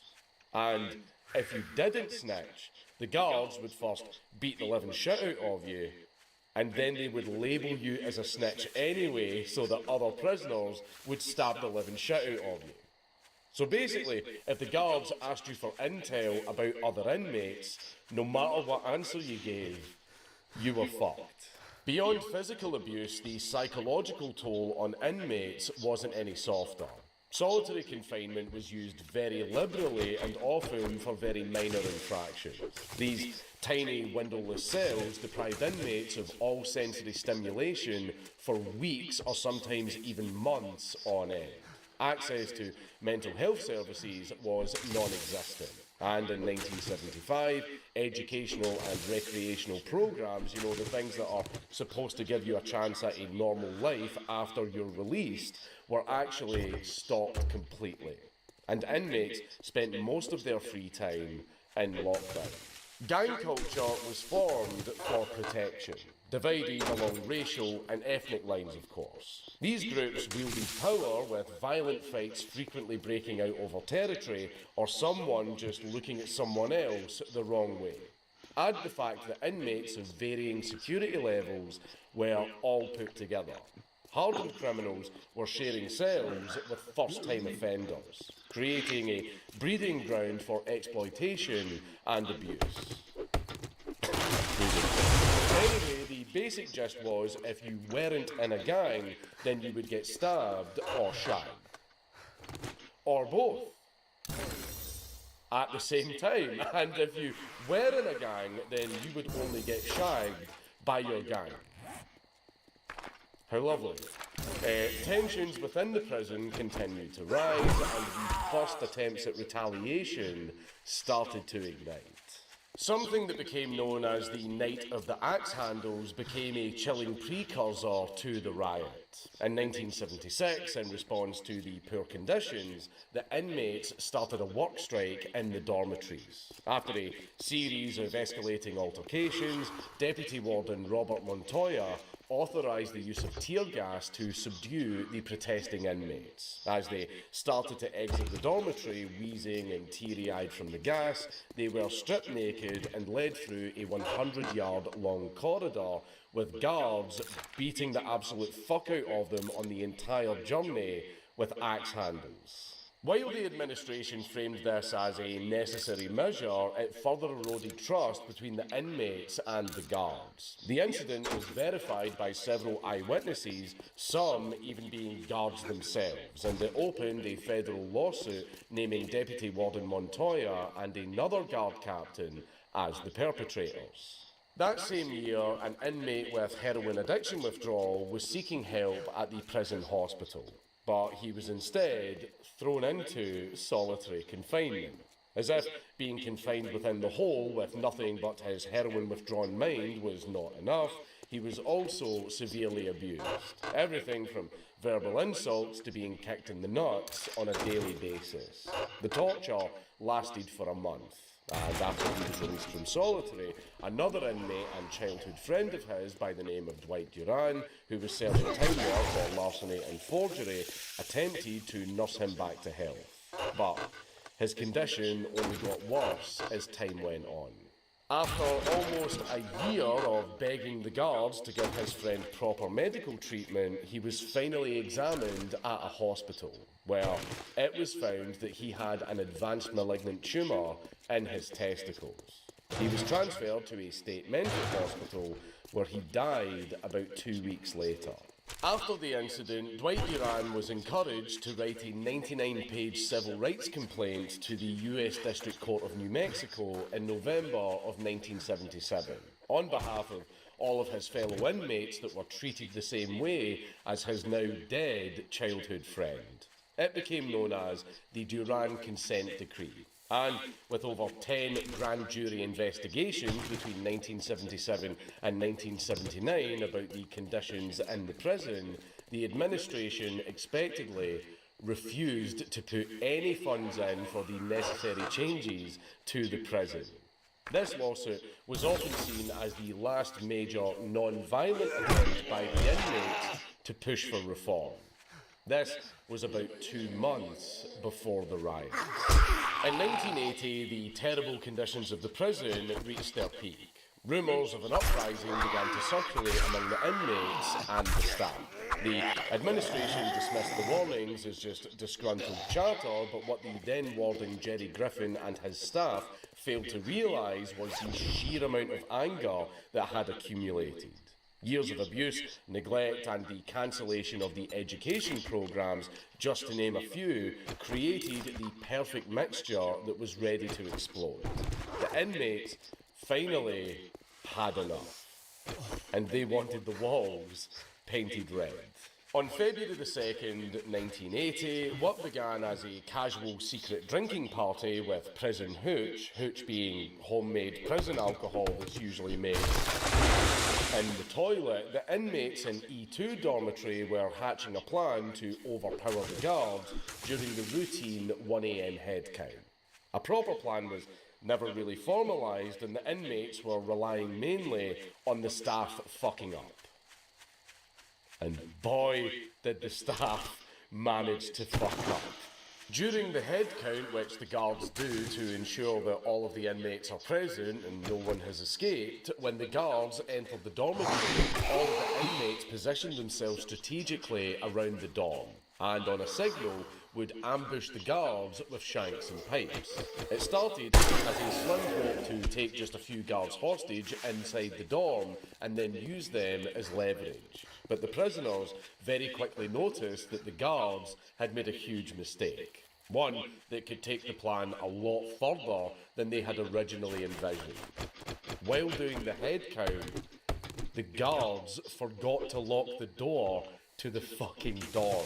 The prisoners gave the signal and they quickly rushed in and beat the absolute shit out of the guard who was next to the door so that he couldn't close it, while everyone else grabbed the other 3 guards. Yeah, like yeah. That, all I need is 4 hostages, the door out of the door. The only thing I can't do is unlocked, and what's more important, adjust the inner dimension of the keys that the actual granted them frame. access to the restricted areas. Like So the on, inmates started if you look at like my going cat around cam, unlocking I can't all of the make cells. the inside of And it the bigger released without inmates stretching it. all joined in, and they made their way to the control center that housed the mechanism But I can. for opening. It all doesn't of matter these how cells big and you make the doors screen in because prison. I can adjust Around 2 the a.m., video they took to control, fit the screen. smashing the I could presumed resize doors it. with a fire extinguisher.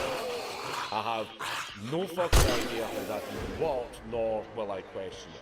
But it effectively gave the inmates complete resizing, control like, over the prison's security I can show you right here. systems. The takeover of the control center allowed them to open even more cells, rapidly increasing their numbers. They also I could accessed the kitchens and the resize this to any size I want. with whatever they could find. I can oversize As the it. riot amplified, the inmates But yeah, took even more hostages. I could resize it. A total of 12 guards, all of whom were very severely beaten. One guard later recounted, "They blindfolded us and tied our hands. We didn't know if we would make it out alive." Within the chaos, some inmates took it upon themselves to protect the hostages, being aware that if any hostages were killed, it would provoke a lethal response from the authorities who were all gathering outside. They formed a protective barrier, shielding the hostages from the much more unhinged individuals that were very busy burning the place to the ground. Officer Hernandez, one of the guards, later noted, "A few of them stood guard over it. They said, if you die, we all die." Everything was already spiraling out of control, but it was at cell block 4 where it would reach its peak. It began with the actions of two major gangs. On one side, you had the Chicanos, the Mexican-American gang of the prison that was seeking retribution for any wrongdoings against them. On the other Are they side, Serranos or there was a group Norteños? who were vaguely associated with the Aryan Brotherhood, led by some of the most violent inmates who were released from segregation not so long ago. And both of these groups were targeting Cell Block 4, the Protection Hall, which housed inmates who were labelled as mentally ill, sex offenders, or the worst label of all, snitches. Cell Block 4, with its 96 prisoners, became ground zero for the riot's most horrific acts. When the control centre was taken over, instead of trying to figure out how to get the fuck out of there or trying to negotiate, the two groups had just one thing in mind: revenge. Cell Block 4 was at the northern part of the prison, meaning they had to go through the hospital and psychology wings first. And along the way, they stumbled upon a treasure trove of drugs, antipsychotics, sedatives, and many other very delectable things. As every normal man would do in that situation, they fucking consumed all of the drugs.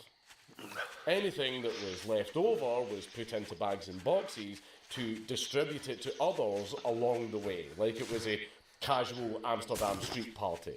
For good measure, they also set the office on fire, destroying countless legal records that were used to keep inmates from getting parole. When they finally reached Cell Block 4, high off of their arses on all kinds of meds, with some inmates even passing out and vomiting from overdosing on sleeping pills, they realised, oh no, we don't have the keys to open the block. But look, here are some very fucking conveniently placed blowtorches at a nearby cell block that was under construction at the time. So, over the next 5 hours, they would use the blowtorches to cut through the bars that separated them from Cell Block 4.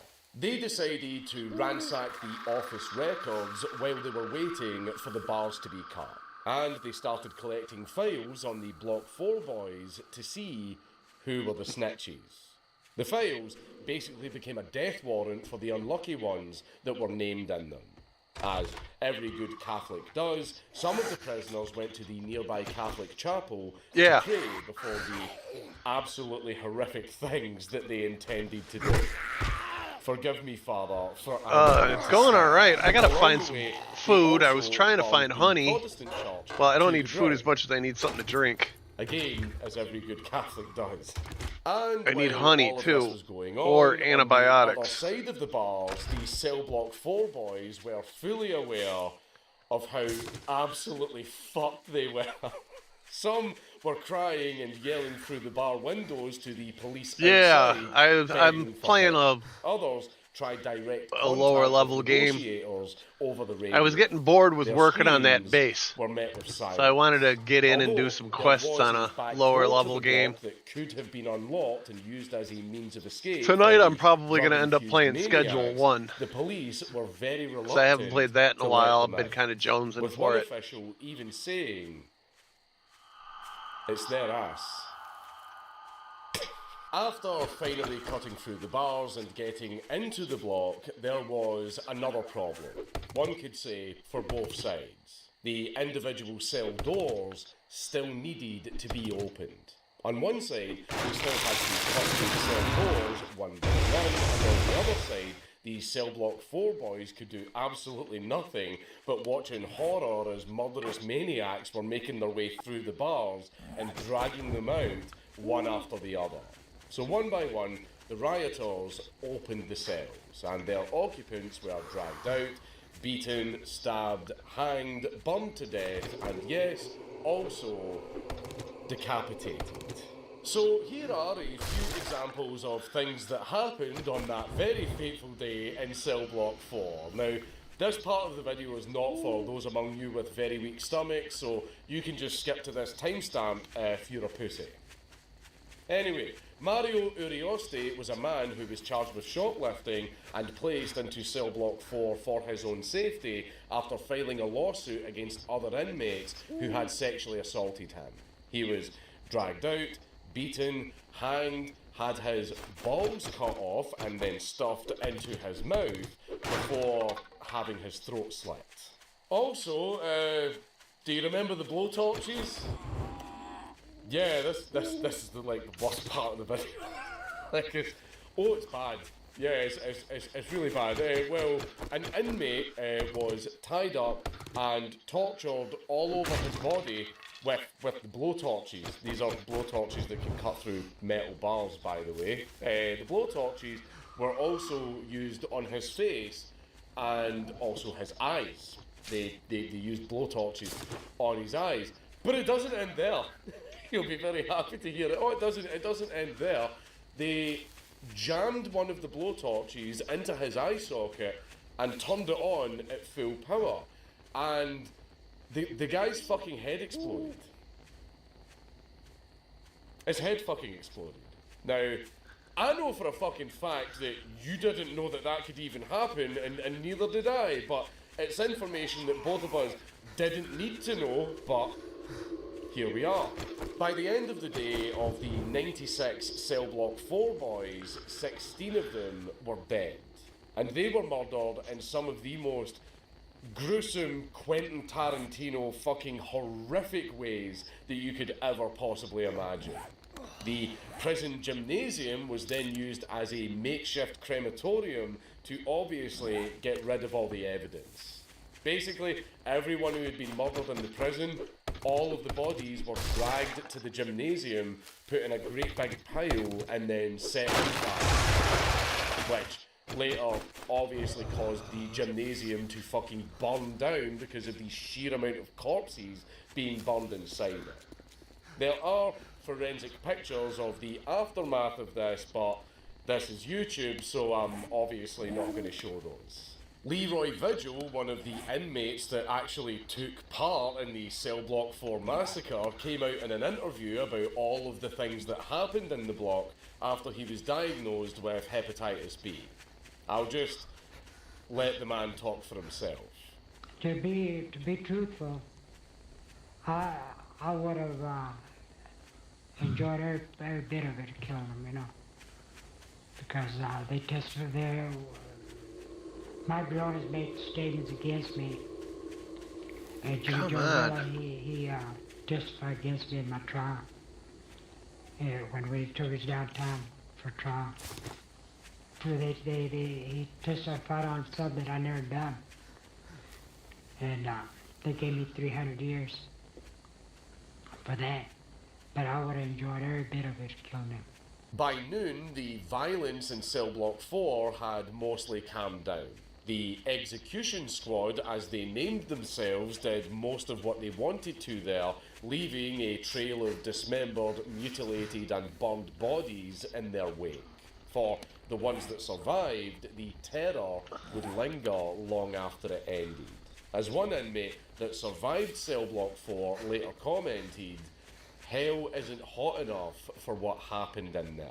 While all of that fuckery was happening on the inside, the police and officials were scrambling to take control of the chaos from the outside. At around 2 AM, about an hour after everything started, they picked up the first transmission from one of the inmates which said, "We got the shift commander hostage. There had better be a meeting with the governor, the news media, and Rodriguez," referring to Felix Rodriguez, the Deputy Secretary of Corrections and a former warden. Not really the first person you want to disappoint in such situations. You could argue a hierarchy of command didn't really exist, and the inmate who said that most likely got shanked 2 minutes later just to be replaced by another inmate, since most of the riot was, to put it very mildly, rather improvised. Warden Jerry Griffin arrived at the scene roughly half an hour into the riot at around 1:30 AM, alongside Deputy Warden Robert Montoya and Superintendent of Correctional Security Emmanuel Coronios arriving shortly after, with the inmates having a blast inside and holding hostages. Griffin made the snap decision to seek advice from Montoya, who recently completed a crisis intervention course. Apparently, this made him the closest thing that they had to an expert negotiator. Montoya got on the radio trying to establish contact. He managed to reach an inmate that was referring to himself as Chopper 1, who claimed that he had the shift captain hostage and his demand was that every block in the prison gets a pool table and steak for dinner. The already failing negotiation attempts quickly fell apart when other inmates hijacked the airwaves. Arguments, God damn, why can't I demands, find and anything to drink? contradictions were all over the place. You know how you want to just sit down and chill and play some games with your friends on Discord, and after about 10 minutes everybody is raging and calling each other slurs? Yeah, well, it was pretty much just like that. Governor Bruce King was dragged out of bed at around 3 AM, with possibly the worst wake-up call in his life. He agreed that negotiations were the best current option for now, since trying to storm the place would put the hostages I'm gonna die, I in don't have any danger. water. The much heavier sleeper Felix Rodriguez Come arrived on the on. scene hours later. Fucking By that stamina. time, Montoya was going through his own personal nightmare, forcefully put into the position I don't of even have any negotiator. murky water. For hours, he was listening to the inmates' demands, and the transmission hijacking added another layer of drama and comedy to the situation. 1 second, an inmate would be on the radio demanding a meeting with the governor, and then in the next instant, another inmate would be on the radio calling his mum a hoe.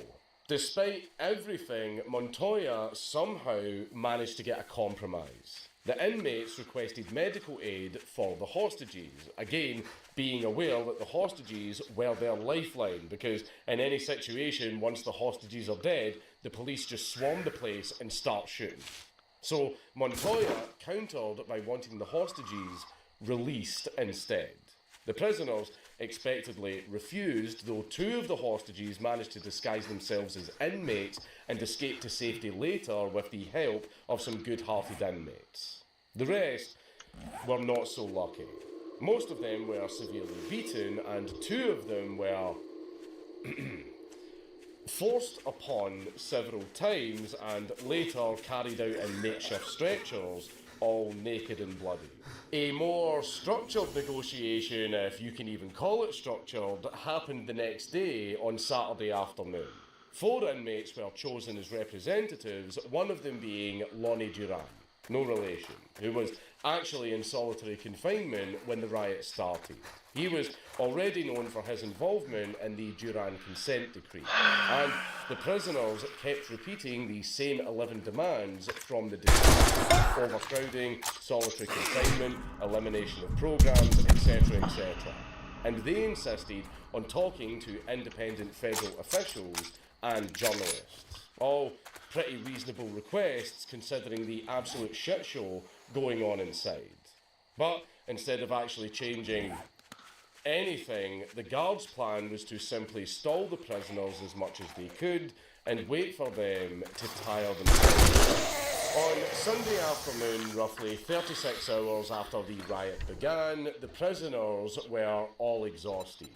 Deaths, injuries, negotiation fatigue, fear of consequences, and very hard drug crash are few of the reasons why most of the inmates wanted Motherfucker! So, Beverly Hills Police exiled the name of the prison, which was now mostly ash and covered in blood. Official reports stated that 33 inmates died during the riot, but there is speculation that the number is a lot higher due to all of the fires and the forensic challenge of confirming all of the mutilated and charred bodies. In addition to the death toll, over 200 inmates were treated for injuries ranging from stabbings and burns all the way down to forced struggle snuggles. It's also worth mentioning that some of them died from drug overdoses as well, so at least a few of them went out having a great time. The pursuit of justice after the riot was a complicated process. While some inmates did face prosecution for the absolutely atrocious crimes that they had committed, the legal aftermath fell short on addressing the full scope of what had happened. According to Roger Paul Morris, an American historian and policy analyst, the majority of the crimes went unpunished. Because everything had been burned to a crisp, including bodies, DNA was all over the place, evidence was all trashed and destroyed, and all of this happened in a place where famously no one snitches. Basically, it was a complete forensic and investigative nightmare, and it was essentially impossible to prove who did what. Of the inmates who actually did get prosecuted, the longest sentence handed down was an additional 9 years. Considering all of the things that happened in the prison during that riot, that's just a little bit insufficient in my opinion. The defence of many of the inmates was led by the famous criminal lawyer William L. Summers. In 1982, he received the Robert C. Heaney Award for his efforts in defending a ton of the inmates, arguing that they were just bystanders in the chaos or they were merely acting out of fear. The most significant legal outcome was the eventual implementation of the now-named Duran versus King Consent Decree, renamed to reflect King's administration as the target of the lawsuit. It outlined the changes intended to address the conditions that contributed to the riot. The progress was very, very slow, and the King administration was resisting implementing it, and it wasn't until 7 years later, when Governor Tony Anaya and his administration was put into place, that real change actually started. Under the new decree, reforms included the implementation of the Bureau classification system to better manage inmate placement and reduce overcrowding, improve medical care, better guard training, and also the return of the educational programs, just to name a few. As for Dwight Duran, after he was released, he was actually sent back to prison. God damn it! To film a documentary discussing the events of the riot from his perspective.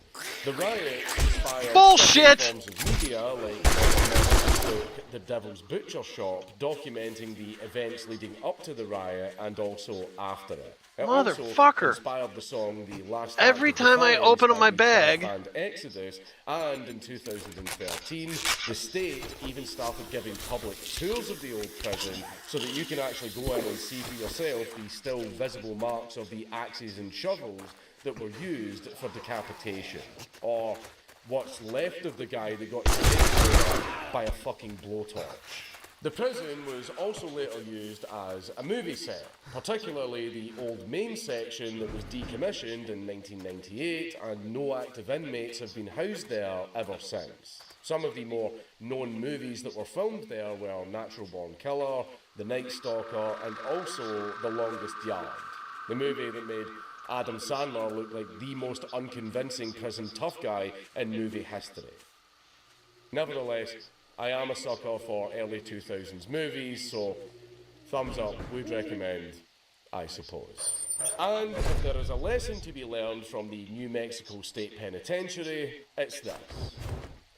If you're going to house dangerous inmates in a liquid powder keg, hide the fucking blowtorches. It's Count Dankula on YouTube! Everybody just...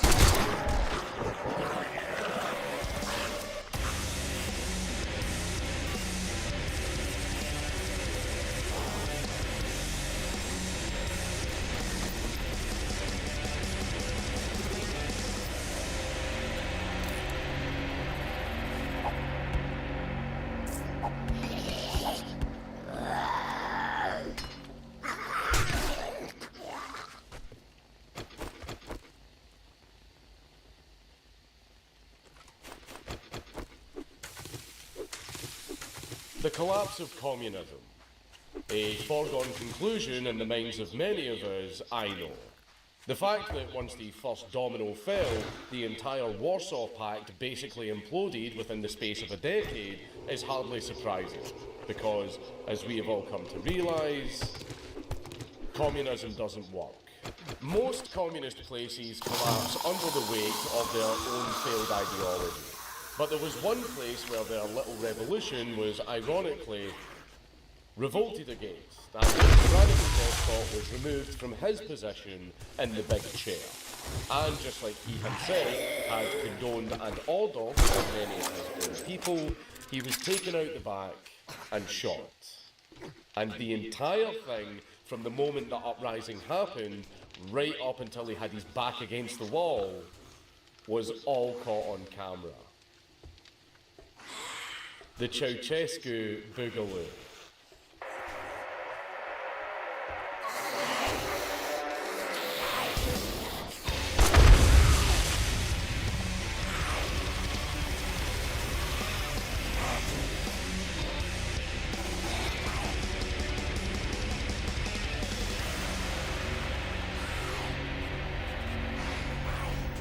Please leave a like and a comment on this video because it really helps me in the algorithm. Something is tickling my nostrils. What is it, I wonder? Is it the homely notes of grandmother's cooking? Is it the pleasant aromas typical for that one fair maiden you've been courting of late? Nay, my dearest child. My dearest child, it is none of those things. It is instead today's delectable sponsor, Fume. Fume is a name that needs no introduction, but for those of you who don't know, Fume is the gold standard in flavoured air devices with one simple objective: to decouple you from that one bad habit of yours. With a sturdy, supple and suckable wooden frame, you can grasp it and handle it securely, being able to wrap your lips around it without the fear of any undesired sensations. But of course, engulfing the tip with your sensual smoochers is only half of the battle. You're going to want to suck it. And for that, Fume has got you covered, as Fume has a wide array of fantastic fruity flavours to coat your throat in. Crisp mint for a sharp and succinct flavour. Oh my God, thank God. For the flowery and endearing ones among you. There is a vast catalogue of tastes for you to sample and swallow. Me personally, well, I like my flavours like I like my men. Black licorice. It even has built-in fidget capabilities so you can stimulate the shaft whilst you suck. So grab that old vape and kick it to the curb, because you can do better, girl. You need only Scan the QR code or go to tryfume.com/Dankula to get a free topper when you order your journey pack. Again, scan the QR code on the screen or go to tryfume.com/Dankula to get a free topper when you order your journey pack. And now, thankfully, back to the video. Romania. You know, the country. That little Latin enclave in southeastern Europe that just aggressively exists doing absolutely nothing but being the paranormal mean Balkan country that bucks the trend by speaking malformed Italian. With spooky forests that are totally haunted and definitely not scenic oases of nature, alongside famously being the more famous fictitious count that was based off of a guy that was renowned for his love of talks and turning them into shish kebabs. Well, that's all elementary, I know. But apparently Romania has a lot more to it than what I just said. Indeed, despite only being a united and independent country since 1878, it has a rich tapestry of history, national ethics, a flourishing art scene, and all of the fixtures of a normal white country. They're not even gypsy.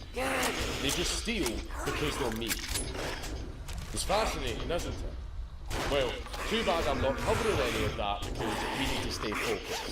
Instead, we'll be putting a boomer move and ignoring all of that history and instead starting post-World War II paradigm. Romania was on the no-no side of the war because they hedged their bets on the Reddit Germans stomping the Soviets. To which they did initially. However, some issues famously arose. Amongst other things, everyone seemed to forget that seasons are a thing, and that they change. They also forgot that logistics are actually quite important, especially when embarking on an unprecedented transcontinental war of annihilation. Romania helped so far as they had some precious, yummy oil, alongside having a good amount of bodies to soak up lendless munitions. Famously being a not insignificant part of the famous Lads' Day Out at Stalingrad. Naturally, these two features made them a prime target for forced liberation, with their oil fields being struck by bombing campaigns and their country being overwhelmed by a literal red wave. Despite the government being couped by King Michael and brought out of the Axis in 1944, it was too late, because Romania's fate was sealed. Here comes communism. So how was the newly founded communist Romania? Well, it was a fucking shithole, of course. But in 1965, famed literally who Giorgio Dej relinquished himself from the position of General Secretary by dying of lung cancer. Fun fact, he also kept a rock on his desk that was made of fucking uranium. I wonder what happened there, but anyway, regardless, his position ended up in the lap of our man of the hour, Nicolae Ceausescu. And due to his subsequent rule, Romania ended up in a very unique club of communist nations that fucking hated the Soviets. You see, like Tito's Yugoslavia or Mao's China, Big Nick didn't exactly get along with the leadership in Moscow. Due to, amongst other reasons, their Are you fucking kidding me? Involved nature with internal unrest in fellow proletarian republics, alongside more generally the and of course, ideal nature of fucking bulletproof, indestructible zombie. For taking the Conan the Barbarian approach to 6 shots women. after I hit it with a club why twice. Bring this up? Well, it's under these circumstances that Big Nick was able to flex a degree of autonomy. Like I can't believe my stamina gets low and my bullets get weaker. But within the Warsaw Pact. The path chosen was heavily inspired by his trips to China and true Korea. Seeing the peculiar fusion of communist doctrine and hardline ultranationalism manifested in China as the Cultural Revolution and the Great Leap Forward, with the entire country seemingly whipped up into an ideological frenzy, destroying their own heritage, killing sparrows, and melting spoons in their back gardens. They were truly united and as equal as any communist utopia claims and yearns to be. I mean, they were united in fucking starvation and all equally worthless in the eyes of the state, sure, but that's not the point. As far as Big Nick was concerned, Chang and Kim were cooking, especially that Kim guy. That Juki shit is wild. They've got market stalls where the food never rots or expires, and everyone is always smiling, to the point where it looks like it hurts. How the fuck do they do that? True Korea evidently has got it all figured out and is definitely not faking it to save face. That would be absurd. Indeed, Nick was convinced that the path forward for his country was to be a flavour of vaguely Maoist reformism. Sort of like his Scottish pal Onvar in Albania, or that enigmatic Tito fellow in the Reddit war crime meme country. Or even Old Janos in Magyar-occupied Pannonia, which is Hungary. Because the Balkans have just always been weird like that. With the only exception being once again Bulgaria, bucking the trend and being the regional contrarian by actually liking the Soviets at gunpoint and towing the Second World Standard. So, back on topic. How was Nicki Ceausescu and his plucky regime? Well, it was definitely a Maoist state, that is for damn sure, with Jukiisms abound in what I could best describe as a Balkanoid bargain bin true Korea. Or I guess, the other Balkanoid bargain bin true Korea, because you know, Enver Hoxha's Albania. Regardless, it was not one to be outdone by some pseudo-Illyrian bunker chump, because Nick came out swinging with the signature economic hardships. Fucking thirsty again? What is my guy, diabetic? And an extremely nutty cult of personality, with enough There's no standing water anywhere. And self-glazing to make the Kim family blush.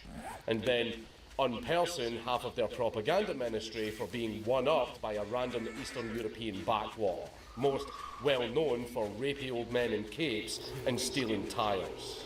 I mean, sure, the Potemkin village is pretty cool, but Nicki literally tore down an entire district alongside most of the centre of Bucharest, tearing down around 10,000 homes and evicting tens of thousands of people just to build a fucking grand palace befitting a Habsburg, so that the government, him, could efficiently wield the levers of power. Fuck off. Autistically hyperfixated on every minute detail of its construction, supposedly visiting the construction site up to 3 times a week, which honestly would be absolutely terrible if not for the fact that this building utterly architecture mogs any other contemporary building erected in the Internationale.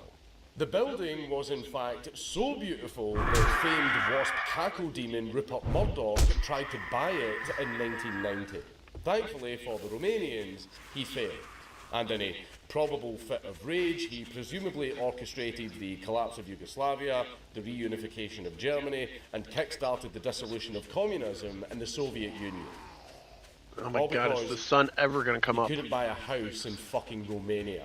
Of course, sometimes bread and circuses can only get you so far, because it turns out that the people of Romania weren't actually too fond of their dear leader. A harsh policy of austerity was put in place with no end in sight, paired with the rather extravagant spending habits of old Nicki, which resulted in the pros and apparatchiks alike getting rather miffed about the whole state of affairs. And before you know it, there were calls to do away with the entire system altogether. But what was to be done? How about protesting? Did they try protesting? Well, yeah, they did. And like every other protest, it went absolutely nowhere. So, in literally 1984, a plot was brewing among some disgruntled party members and their officers in the military. A coup was to take place. The date was set for between the 15th and 17th of October that very same year, during Big Nick's state visit to the degenerate capitalist hellscape called West I gotta Germany. run to the bathroom right quick. So, how did the coup fare? Well, it had to get cancelled. Because, and I'm being completely serious here, The unit that was meant to carry out the governmental seizure got assigned to oversee the corn harvests. The fucking military got their coup plot foiled because they were forced to watch corn be picked. With the military somehow failing, another cheek clencher for the Romanian Politburo came in 1989, when the town of Brasov was hit particularly hard by the government policy of austerity. It turns out people don't like breadlines. That's what Slavs do, and we're not fucking Slavs, are we? As such, on November the 15th, during a local election, they went out for yet another protest at a local truck manufacturing plant. This quickly escalated and resulted in the plant and city hall being sacked and the food stores scoured, with a bonfire being erected. Oh gosh golly gee whiz, something might actually happen for once, except no, not really, as Securitat came in and laid all of the protesters the fuck out. Who in God's name is Securitat? Well, it's a communist country and the organisation's name sounds an awful lot like security, so be a smart sausage and put two and two together. Either way, Brasov was a bust. Or was it? It seemed that by this point, people were getting fed up with Nick. And though Brasov didn't really go anywhere, it seemingly served as partial inspiration for the masses, because just 2 years later, the Romanian people followed the trend of the Second World by properly kicking off all across the country in December of 1989. For real this time. No clickbait. So what caused everything to finally come crashing down? Well, it was the obvious political repression and, well, austerity. Okay, it's not quite that. It was more so that Nicky kept austerity and rationing in place and unchanged, despite having achieved the austerity plan's goal of literally paying off the entire country's external national debt of around 11 billion US dollars, or adjusted for inflation, 28 billion US dollars. Which is admittedly fucking unheard of in this day and age. A country with no outstanding debts. No wonder they got them. We can't be having a nation that is not shackled to its crippling debts. Who are those debts to? Don't worry about it.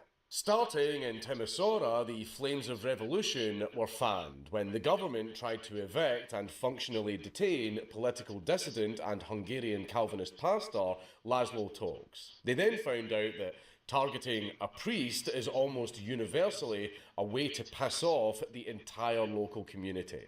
So, in retaliation, the community started rioting, resulting in the building housing the local party official being almost burned to the ground.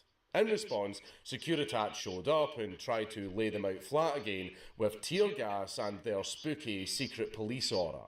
But it didn't really work this time. The crowd was simply too big and too angry. So the military had to get called in. Surprisingly, the crowd didn't back down and gunfights ensued on the streets, with APCs being called in to assist the state in containing the unfurling chimp out. After 2 days of fighting, the military managed to cordon off and contain the area right in time for Nicky to fuck off on a state visit to Iran, with the matter of containing and crushing the anti-government conflict being handed over to his wife Elena, whom, by complete coincidence, was the Deputy Prime Minister. Wow, what are the chances of that? Needless to say, this was far too much egg on the face of the government. No amount of wiping or frantic licking could possibly get it off. Seeing the writing on the wall, Nicky, instead of retreating into his shell, promptly came back from Iran and gave a speech on December 21st, hoping to avoid having the yoke of power offset and squarely condemn the riots in Timisoara. The only issue is the fact that Big Nick severely underestimated just how hated he truly was, as the overwhelming majority of the 100,000 people that he was addressing were quite literally forced to show up at gunpoint, and they were also given pictures of him to brandish on camera alongside performing a stunted clapping chant. However, something indeed started happening. During the speech in Bucharest, there was a full-blown uprising underway, with the city being host to battles between government loyalists and basically everyone else, including solid chunks of the military who had actually defected because they were fed up with being oppressive tools of the state, and they were also fed up of picking fucking corn. The sight of tanks in the streets was rather commonplace. However, despite that, the writing was on the wall for anyone inside the city. Nick Ceausescu is finished. The capital of his country is an active war zone, and it's quite clear that his side was losing. But of course, he doesn't know that yet. But oh Lord, was he about to find out. During his speech, the astroturfed crowd started to pipe up in mocking jeers and also calling for his removal and or death. He tried to control the crowd by raising his right hand and using his communist mind powers, but that didn't work. Eventually, the crowd got more and more agitated to the point that midway through the speech, amongst the screeching and shouting of the crowd, that Nick was not only alone atop the podium, but also absolutely fucking hated by almost every single person in the country. And we have it on camera. The massive mob of about 100,000 people charged and started storming the building. And you can actually see the look on Nick's face. I love this footage so much. I love it when an authoritarian realizes it's so over. You can actually see the specific moment where he realizes that he's fucked. Populare din București, considerând aceasta ca o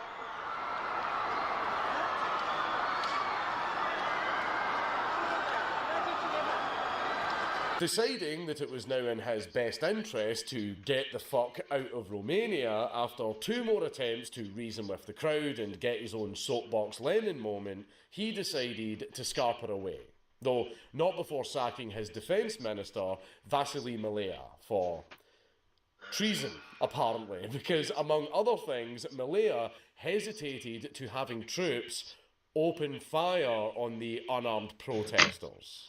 Vasily ended up accidentally committing suicide after apparently shooting himself with one of his attendants' guns. The hope was that being incapacitated by a grievous yet non-fatal wound would result in him being relieved of duty, and thus able to slink away from the limelight. Except, alright, sorry it took so the long. idiot fucking hit I had to major feed and artery water the and cats. he bled out. So, with the defence minister dead, Big Nick decided to quickly assign the role to one of his very trusted associates, Victor Stansilescu. However, it turned out that Victor actually secretly fucking hated Big Nick the entire time. So, as soon as Big Nick gave him the position, Victor just said, "Thanks," and immediately ordered all of the soldiers to stand down and just let all of the rioters into the building. He then informed Nick and Elena that their best course of action was to quickly flee by helicopter due to the massive horde of rioters who were now storming the building. But why? Well, doing that technically made Nick and Elena fugitives of the law. And frankly, Victor wanted Nick and his wife put against the wall and shot like those he had killed before, rather than torn to pieces and lynched by the proles. So, now in the air, Nick and Elena, alongside 4 others, were crammed into the back of a helicopter meant for only 4 passengers. They were en route to the village of Snagov, and upon touching down, Nick ordered his men to get 2 let me get out of this filled to area the first. brim with armed Get back guards. into the pine forest. Nick was then like right very here. kindly told that he All was right. all the fuck alone, he wasn't in charge anymore, and he was to wind his fucking neck in. Let's do due this. to the fact Ugh. that there was a literal fucking revolution happening. Getting back in the helicopter, Nick and Elena started making their way to T2. The only issue was that the rogue military units in the area instituted a no-fly zone and forced the chopper to land in the middle of a road near Peteste. Being out in the open, the loyalist bodyguards frantically tried to flag down any cars on the road to commandeer, eventually managing to get one such lucky comrade to stop and redistribute the ownership of his vehicle. The local doctor that was hailed was absolutely moulding at this, because he was now basically being held up at gunpoint to drive the widely hated dictator of his country during a nationwide manhunt for him. So he faked engine troubles and got them to fuck off. So another guy was flagged down who was a bit more willing to actually put up with Nick and Elena's whinging. And he drove them to Targoviste, where they could hide out in a farmer's institute on the edge of town. Upon arriving at the institute, the local director guided them to a secluded room and locked them inside. He then immediately called the police, and wouldn't you know it, the Ceausescus were now captured. Naturally, as is the case in many communist countries, they were put on trial almost immediately. They tried to make the kangaroo court more impartial by phoning in a defence attorney for Nick and Elena. They somehow managed to find someone that was willing to entertain a client with a guaranteed guilty verdict. Being entirely blunt, the lawyer, Nico Teodorescu, told the two that the best they can hope for is avoiding the death penalty by way of pleading insanity. Nick then proceeded to showcase his insanity by telling the defence lawyer to fuck off and die, and he never spoke to him again. So, with the defence shored up, let's take a glance at the charges. And honestly, it's not that bad. It's just subversion of state power, destruction of public property, undermining the national economy, attempting to flee the country using over $1 billion deposited in foreign banks, and also genocide. So, did they do it? Well, yeah, they absolutely fucking did, but there wasn't any proof of this at the time. However, this was a communist country, so when it comes to evidence at a trial, all about that shit. So just 1 hour after beginning the trial, the sentencing was already over. Nicolae and Elena Ceausescu were found guilty of all the charges and sentenced to death. Fun fact, officially, Nick did actually have the legal right to appeal this decision, but due to the threat of loyalists interrupting the totally impartial course of justice, that measure was hand-waved. How convenient. The two guilty goobers were then brought outside, they had their hands tied behind their backs, and they were put up against the wall. Then, 8 paratroopers who were brought in by our old friend the Defence Minister, Victor Stansilescu, came in, stood in front of them, aimed their rifles, and... well, there is actually full video of what happened next, but obviously I can't show it on YouTube. Bang! And the dirt is gone. So where does that leave us? Well, the execution was actually broadcast on live television alongside the listing of his crimes. The loyalist forces quickly melted away due to their messiah passing on, and before you know it, Romania was now free of their crackpot communist dictator. But now they had to clean up after him, and depending on who you ask, they're still not done with that. So what was the point of this video? Well, to be honest, I saw the video of Ceausescu's last speech and I just found it fascinating how you can literally see the realization crawling across his face in real time. Then from there, I started looking into him and then I ended up down another rabbit hole about how flimsy even the most airtight of states really can be when the going gets tough enough. Also, governments keep forgetting that there are a lot more of us than there are of them. Also, a lot of the shit with Little Nicky was, frankly, pretty funny. In summation, it can be done. It's Count Dankula on YouTube. Everybody should subscribe.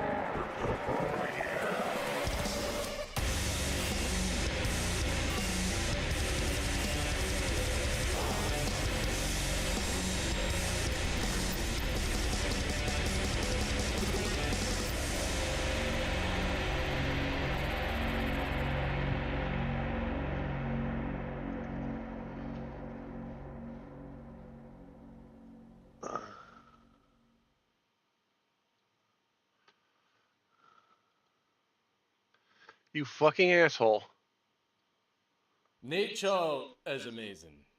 It's very easy to take it for granted, but it is truly incredible just how much beauty and joy some greenery can add.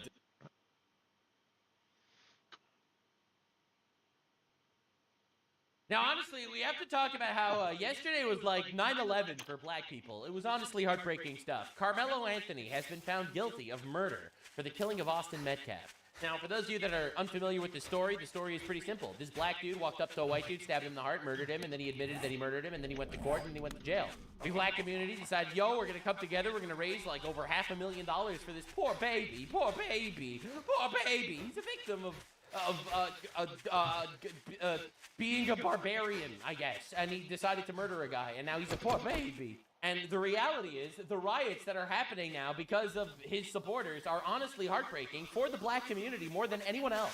All right, nothing will radicalize you and make you a racist like watching black people and black leaders and like these blacktivist groups talk about how this guy should not be in jail. A murderer. All right, let's understand. Breaking. Carmelo Anthony found guilty in Austin Metcalf murder trial. All right, I went through the trial in the past. We don't need to relitigate everything. The defense tried a whole lot of claims that were all really stupid and bad. You know, like really pathetic and lame. Right, you know, I'll show you Azriel's reaction to it. It's pretty good. After his defense, Carmelo Anthony suffers major blow in court after his defense attorney Mike Howard attempted to argue that Austin Metcalf was responsible for his own stabbing. That's right.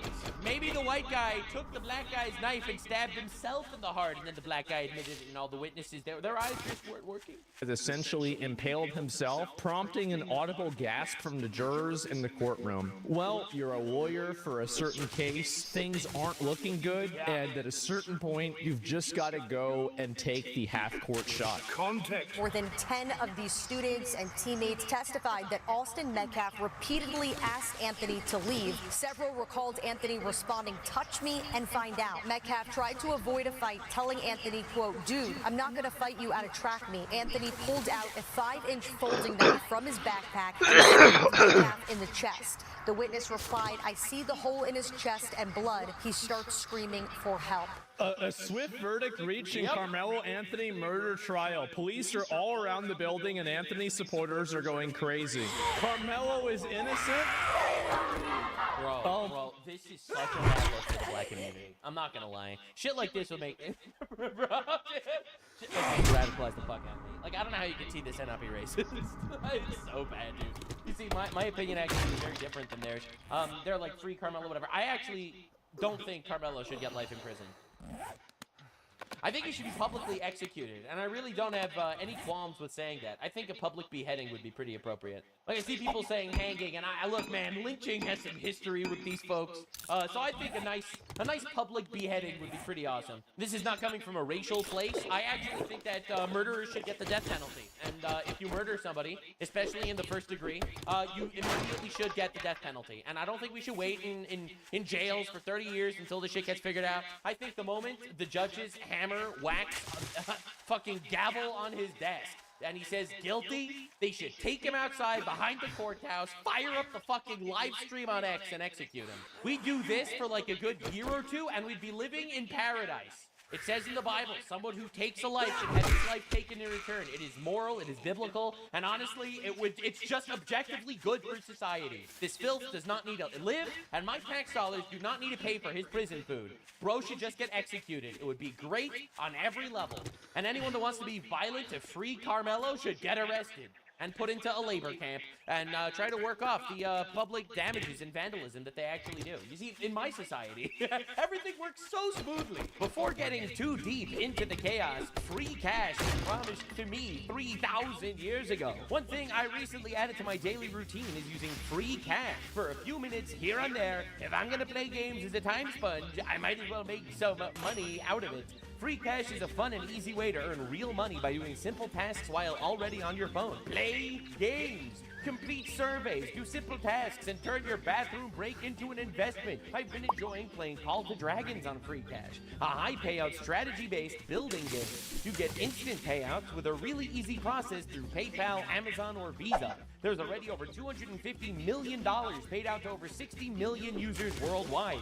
It's a win-win. They get someone to test out their games and fill out their surveys, and you get paid. Use the QR code on the screen or click the link in the description to sign up and get a $10 bonus today. Now, back to the chaos. Every individual sign up literally supports the channel, so if you could click the link in the description and do the thing, that would be very appreciated. Oh my God. These delusional people think he can be rehabilitated? No, they don't. No, they don't. They just like that a black guy stabbed a white guy. That's it. That's literally it. Just defending him because they're black and he's black. That's These right. people are so racist, they would make a KKK member blush.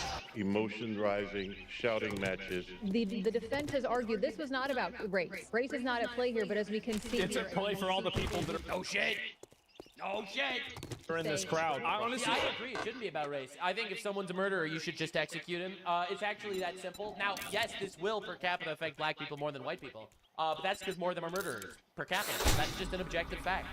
So yeah, it'll affect them more. I don't believe in opportunity, equality of outcome, or any of that shit. You're a murderer, you get executed, life moves on, and it's better. You don't even worry about that guy existing in our worldview. You know, think about it. Think about it. A world with one less murderer. Let's fucking go. I bet Carmelo Anthony just stabbed him because he's a retard, right? I don't think he stabbed him because he's white or because he's black. But the people over here... Maybe.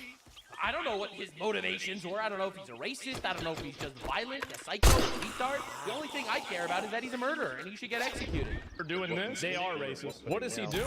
That has been a sticking point for people who support Carmelo Anthony. If you support that and you're mad that there's no black people on the jury, you should ask yourself why. Dude, I got like a 5-gallon bucket of jambalaya in the refrigerator. It says here, Gloria is telling us, we, the jury, find the defendant guilty of murder. That's the verdict from the jury. But no, I got jambalaya left over from yesterday. But I'll probably go out and get something to eat because I got to run some errands today. So I don't know. I might eat. No one doing this ever again. All right, you want equal rights? You get equal lefts. That's how it works. No, I'll probably go to the Old Forge Brewing Company for lunch.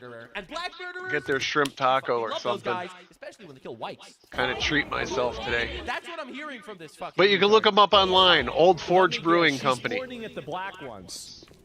Yeah, every time. You know, every this is always how it is. It's racist as fuck. You need to be ashamed, because that's one of y'all that was in there. Yeah, they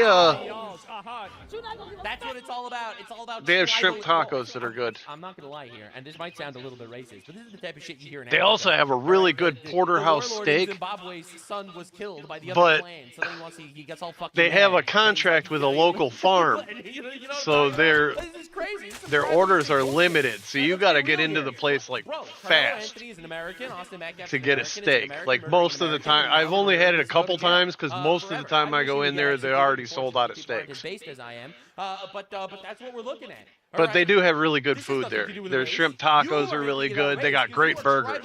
Barbarians.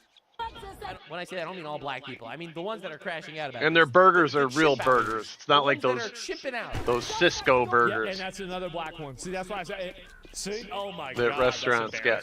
Do you really These think are that actual hand-formed is like good for patties. black people? It's Well, not good for anyone. they're affiliated with the farms out here. I live in a real agricultural area. Oh, great. We gotta tell our kids the truth. That this is a racist ass thing.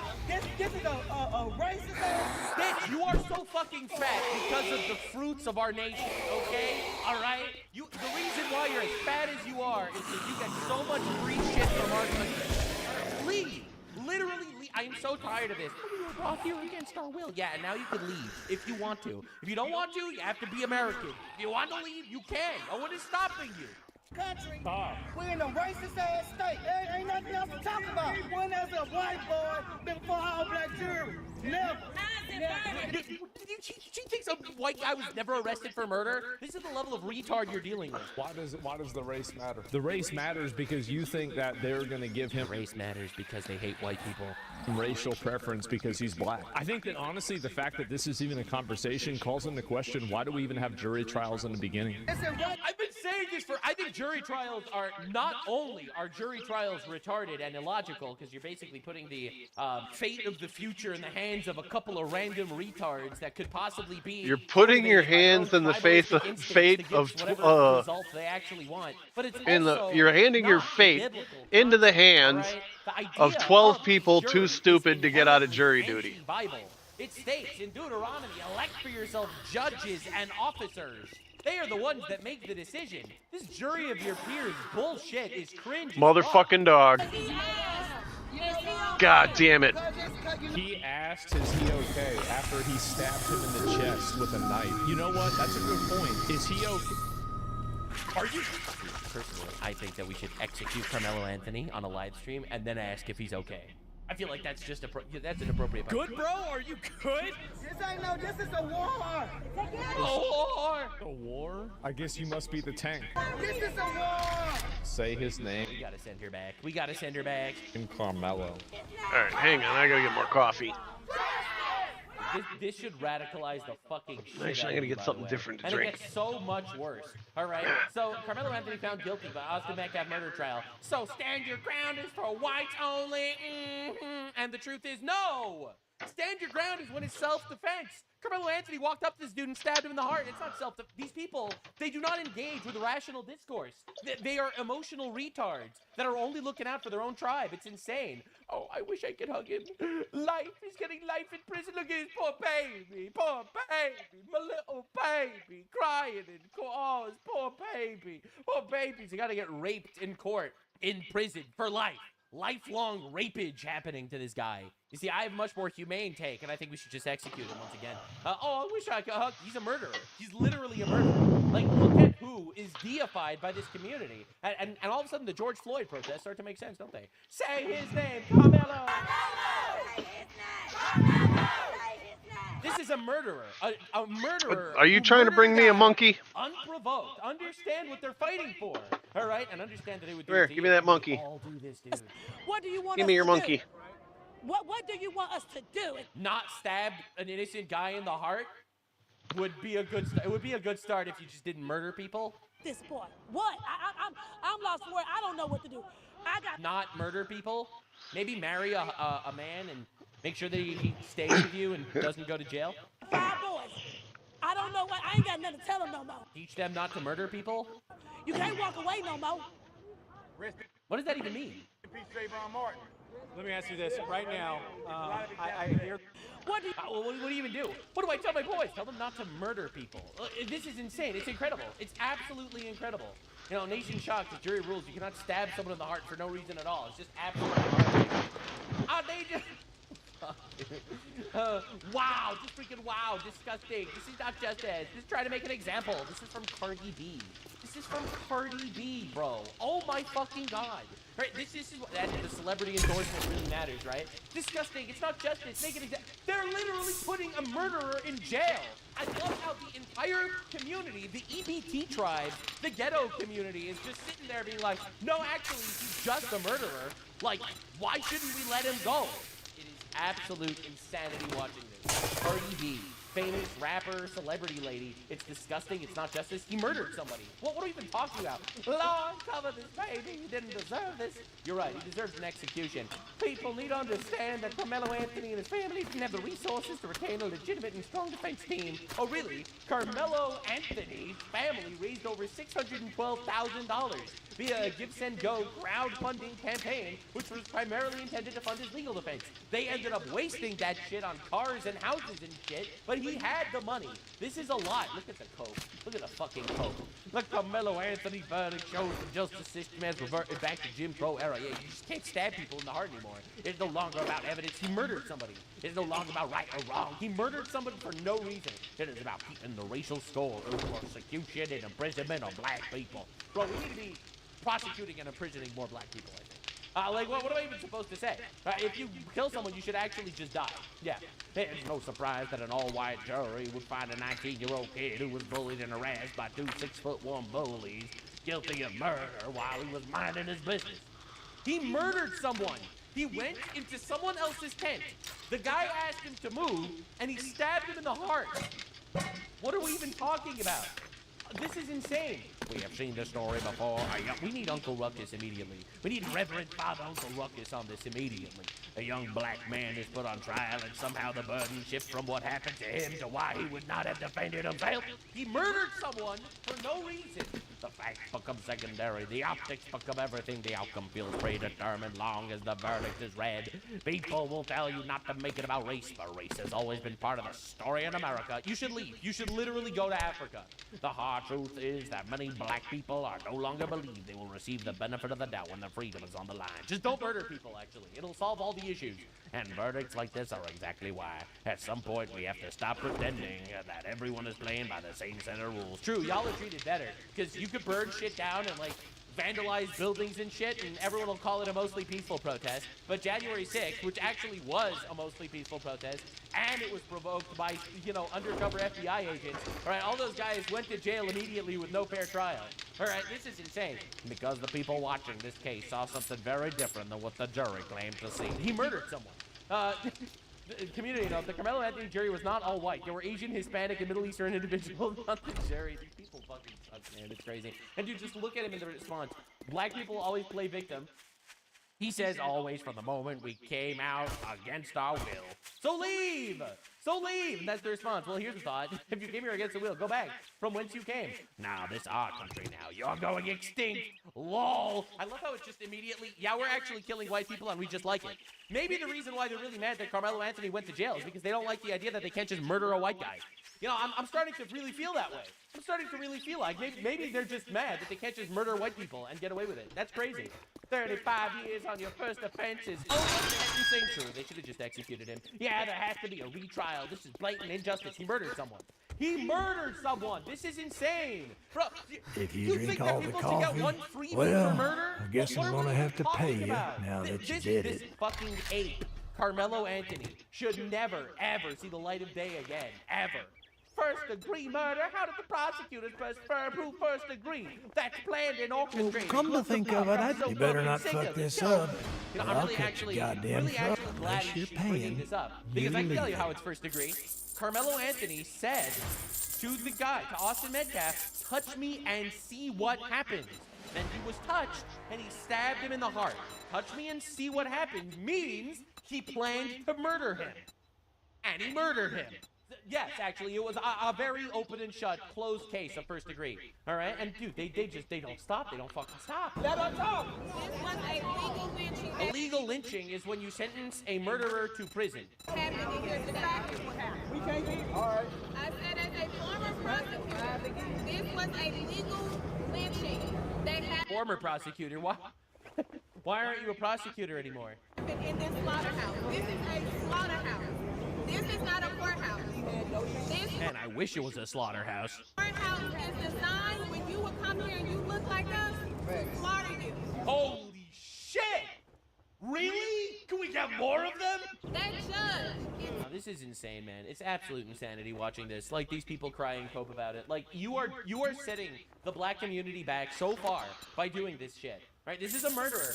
Carmelo Anthony being found Shit, guilty. man, I treat you that good, and you don't even fucking tip me. He murdered somebody. He didn't make a mistake. He murdered someone. Yeah, on did they have a? Decide already. Cannot afford the same No, he didn't. There's a fucking door. Why don't you use it? What are you talking about? Community note, Carmelo Anthony was convicted of murder, not a minor mistake, for the fatal 2025 stabbing of 17-year-old Austin Metcalf at a Texas high school track meet. A jury rejected his claim. Fuck, I should have looked at this before I bought that. Oh, well. Aggressor, actually. You know, Carmelo will get out of prison. That boy ain't getting out the grave. Isn't that incredible? Isn't that absolutely incredible? This is like, well, it's worth it because it's true. It's true. Our guy is going to jail, but your guy's dead. What the fuck is happening? What do you even do with these people? This is absolutely incompatible with our civilization. In a just society, a tweet like this would get this person landed in an asylum. Carmelo Anthony's butthole is gonna be a 4-lane driveway, okay? I would not exactly celebrate his fate. But this idea is so fucking sick, it's insane. It's almost like they actually just like the idea of killing white people or something. Wow, couldn't believe that. So this is a community organizer in Dallas. Fuck it, dig Austin Metcalf up and stab his ass again. What the fuck? What are we even looking at here? This is absolutely savage. This goes more and more true every day. Justice for Carmelo, be honest. It was self-defense, be honest. We love when white people are murdered, thank you. Yes! Yeah, what do you mean you'll dig this boy up from his grave and stab him again? What are you even talking about? Austin Meat Corpse is still pushing up daisies. Haha! It's true Carmelo Anthony is getting life in prison, but at least he managed to kill a white. Just understand what we're dealing with here. Right, that baby was sentenced to 35 years. Unfortunately, they should have executed him. And they're all doing this. In fact, now they're calling for the murder of Austin Metcalf's twin brother.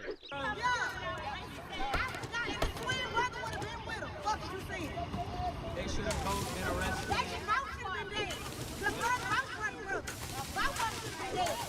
Both of them should have been dead. So here we have stabbing a white guy in the heart and murdering him, and goes to jail for murder. These people, these tribes, are like, actually, he should have killed the brother too. What the fuck is happening? The most racist fucking people of all time. You know, and these are the anti-racists. These are the guys telling you that you have to be less racist. These are the most racist people on the planet.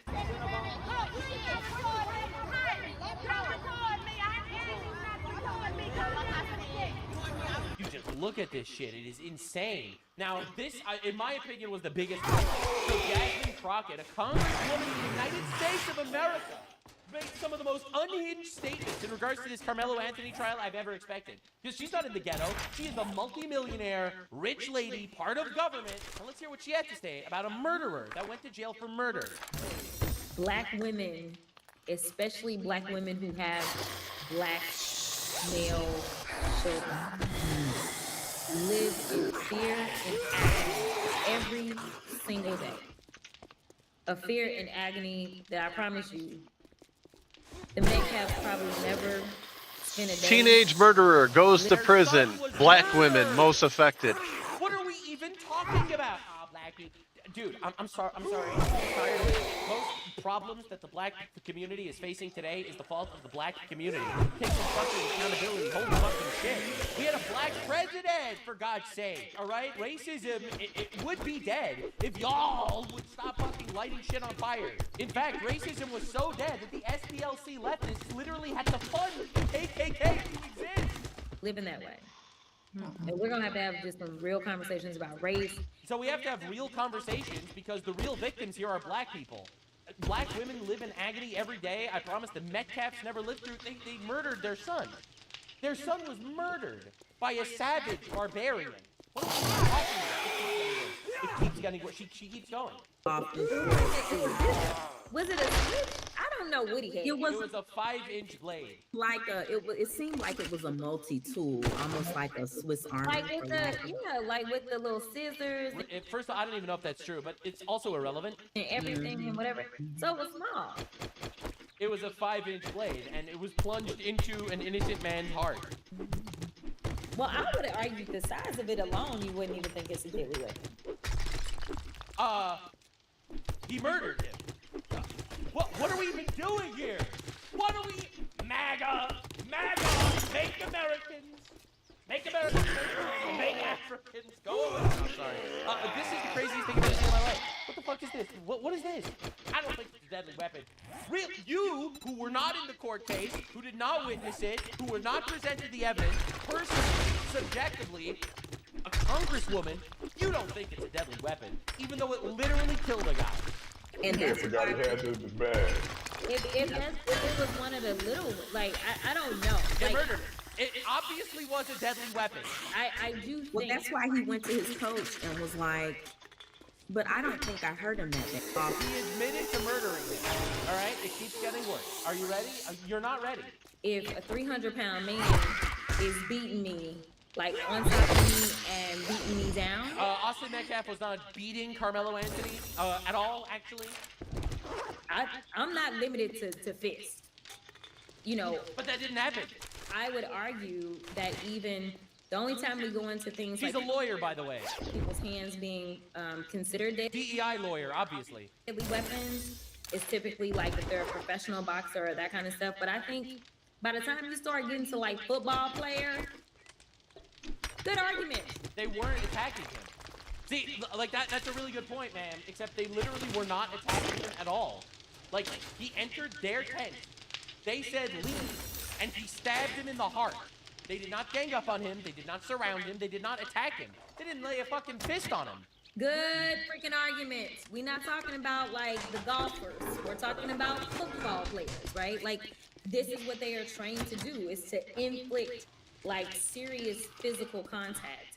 But they weren't hurting him. They weren't attacking him at all. Jasmine Crockett suggests she would also have stabbed Austin Metcalf. This is the craziest fucking thing I've ever seen. This is a congresswoman.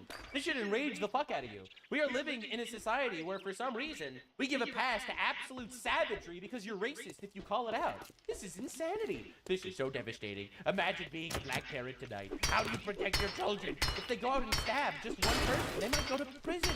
It's like a black man in America can't even murder anyone anymore. Unimaginable. Jim Crow all over again. I'm doing it. Alright, now Sneeko, alright, the dumbest commentator, I think, in all of politics, decided he was gonna actually have a lot to say. He has a lot to say about this. The amount of energy and attention focused to this one thing, rather than, it's because of the theater of it, right? Black murderer, innocent white kid, and then everybody gets to be emotionally attached to it. But the irony is how detached we are from the atrocities that we're involved in because we're in this war, right? Not to be the guy that's saying like, oh, what about Lebanon? What about Sudan? But atrocities here, you know, when you see genocide happening around the world right now, displacement of people. Yeah, Muslims are killing people all over, we know, yeah. It's not even, not 1 ounce of energy from so many Americans is focused on these issues. Even though we're involved and it's part of our tax dollars and our economy that's affected when this happens. But stuff like this gets publicized so much because of the Hollywood nature of it. Oh, it's the Hollywood nature of a black guy murdering a white guy and then a ton of the blacktivist community rallying behind him that he should be freed. That's totally not endemic of some sort of gigantic political issue in our country. During the BLM riots, which Sneeko supported, by the way, all right, this was Sneeko during the BLM riots for George Floyd, or for St. Fentanyl Floyd, blessed be his fent. All right, this was him on the streets in 2020 slamming white oppression. All right, so this guy thinks that it's just Hollywood that this is an issue. Sure, we should totally care about Palestine or something, where they started a war and lost or something. That's obviously so much more relevant to our daily life than the fact that we seem to have millions of people in this country that think that you should be able to just murder a white guy and get away with it. Yeah, that's totally more important. It's insane. Now, never forget, this has always been an issue, but we have never been allowed to talk about it because you get called a racist. They ruin your life. They put you in jail, stuff like that. They come up with excuses to call you a Nazi and whatever. But this has always been an issue. All right, this was the live reaction to the O.J. Simpson verdict on Oprah's show. In case of Penal Code Section 187A, a felony upon Nicole Brown Simpson, a human being, as charged in count 1 of the... Now, the craziest thing is, you look at the crowd that's celebrating. All the black women are celebrating that a murderer got off, and all the white women are like, holy fuck, he murdered his wife. What are we doing? A felony upon Nicole... Just an absolutely insanely telling moment. Just an unbelievably telling moment in retrospect. And this is in 2024 on CNN. Also just how Black Americans feel about policing. It's not like O.J. Simpson was the leader of the civil rights movement of his era. You know, he wasn't a social justice leader, but he represented something for the Black community in that moment, in that trial, particularly because there were 2 white people who had been killed. And What? the history around how black people have been persecuted during slavery. There were just so many layers. Also, O.J. Simpson trial represented something so good because a black murderer got away with it and he killed 2 white people. So it was fucking awesome, actually.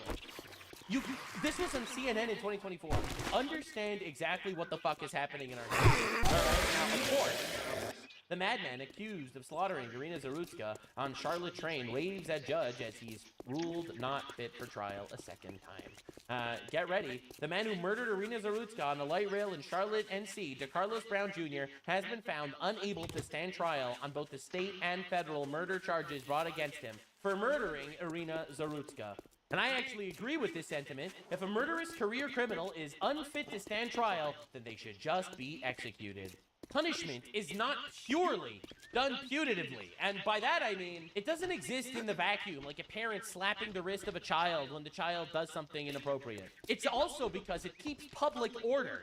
The idea, oh well, this is a murderous psychopath that just murdered an innocent person for no reason because she's white, we're just gonna release him because he's too retarded to go to jail, is an absolutely unbelievably primitive mind that's been raped by libtard propaganda for decades. This shit fucking sucks. My stance is, was, and always will be, anyone who commits murder on purpose needs to get executed promptly, immediately after the trial. The trial ends, the gavel bangs, they take him outside, they fire up the fucking X live stream, and they execute him. If that was considered the moral law of God, who am I to disagree? The left, completely mind raped, will murder innocent babies in the womb, but put weapons back in the hands of murderers. Actual immoral psychopaths that need God ASAP. Well, you proved me wrong. Now take your reward and get the hell out of here.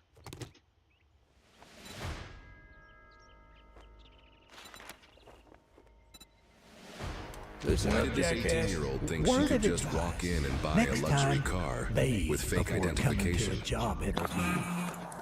I wonder why.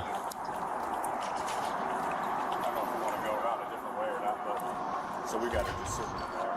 Okay. Just a quick rundown. So she gave us a credit app. She had trouble filling out her information. Signed on the back. Her name's Emily. Emily? Signed it with a second E in the name. Came in saying she wanted to Are you telling me she can't spell Emily? Yeah. No, it's Emily, and then instead of just L-Y, E-L-Y. And that's not her name. It's on her license. She just has like a temp license. She said she wanted a $450 payment. Wasn't sure she'd get approved. Showed her a $1,200 payment. She signed right away. Fuck? We looked up the address. We couldn't find that. She says she's in Cincinnati. Works at Cleveland Clinic. Nothing. She got dropped off. She said random. I mean, she got dropped about the car. It's a Range Rover. So, you guys have a license? I have the temp license in there. We want to go. So she's trying to go in there.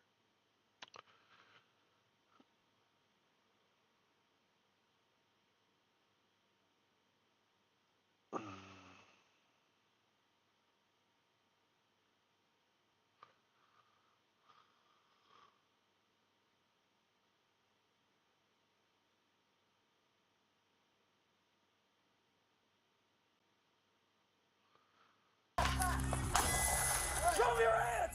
Now! Show me your hands! Now, stop! Do not move! I don't know what's going on though. They told me I have to change my address. Okay, well, you didn't do it. I know, but I'm currently working on that. The female told me that I have to change my address. You're harassing me, bro. I ain't even know. I'm not doing that. Can't make nope. Nope. Call your sergeant. Don't touch me, bro. Bro, my head behind Don't touch me, bro. People can make a lot of stupid decisions. But today we have a very special list of criminals who take things from dumb to dumber. Behold, the dumbest criminals ever. Will they smarten up when they come face to face with the law? Let's find out. No. No, I don't think so.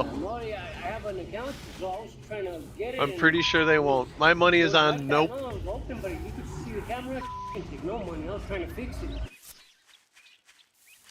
In Albuquerque, New Mexico, police respond to a call about a man trying to tamper with ATM machines in different banks. But don't worry, he's got a perfectly understandable excuse. Get on the ground now. Get on the ground. Okay, right now you're being detained. Okay, you're not free to go anywhere. Do you have any weapons with you? Hands on your head. Hands on your head. In the middle?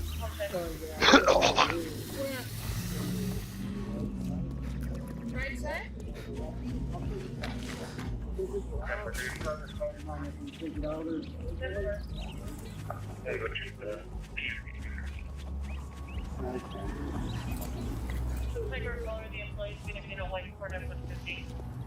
Looks like a man on the bottom.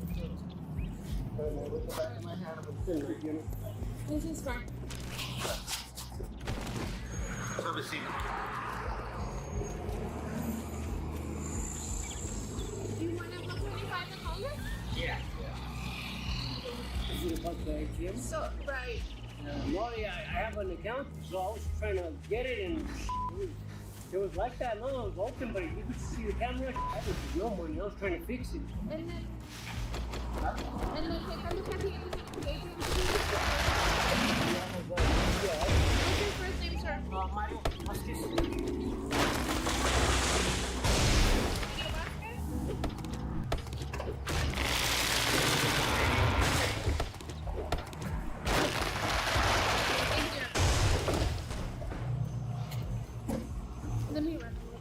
Let me get this straight. He was going from machine to machine to help the banks fix their ATMs? That's his defense? What could be wrong with these machines? While one officer checks the man's background, other officers give witness statements. So what did he break? He had this whole thing outside. So he pulled it out here. He had the keyboard out. He had aux cord plugged in. Oh, okay, so he like destroyed it, huh? Yes, sir. Oh. Can I open it? Yeah. So how does he open it? You know, or Stuff like that. is it meant for secure? It's not supposed to open all the He got him in custody. You did? Yeah. Okay. You want to do a field ID real quick? Or drive me around? He's just down the road. Sure. Yeah, you guys in the back. You want to prosecute? Well, there's a lot of zombies. So you're you kind of get inside. It's like 5 of them after me.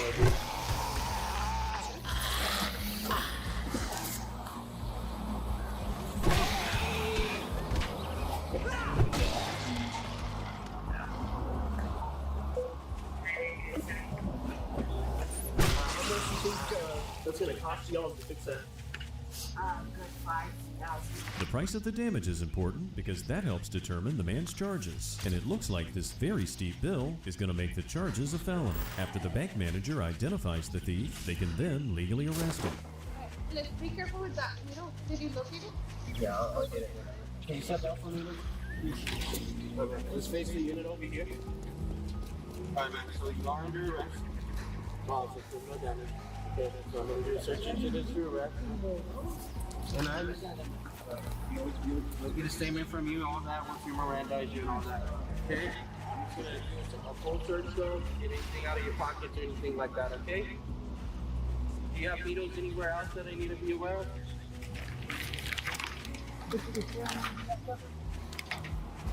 So, You're arrested. yeah, and then you're gonna have to talk to the primary officer, okay? He's gonna come and talk to you. So apparently you damaged property and that damage was already open there. Does this criminal really think the police are that dumb? He didn't just tamper with one machine, he tried to break into several. It seems pretty unlikely that all the ATMs were like that before he got there. I didn't break it, it was already open, you know what I mean? Like the ATM was already open now. Okay. You know what I mean? I was just trying to get it started again because it went down. You know what I mean? It kept going down, so I kept trying to get it up. You sure, baby? Face that way. Why did you snap? Did you want that, or is that just gonna be trash? Okay.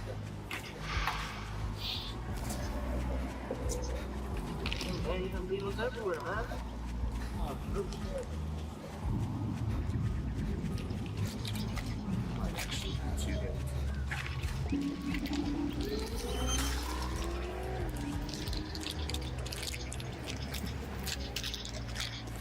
Looks like they caught this dumb thief It'll be a good red-handed morning with actual when you buy pieces of the something ATM and that get he the broke fuck off. outta It doesn't here. look like he intends to go home and fix them. After the police collect and tag all the evidence, they let him tell his side of the story. So what happened at the ATM over there? at the PNC Bank. Like, what were you doing over there?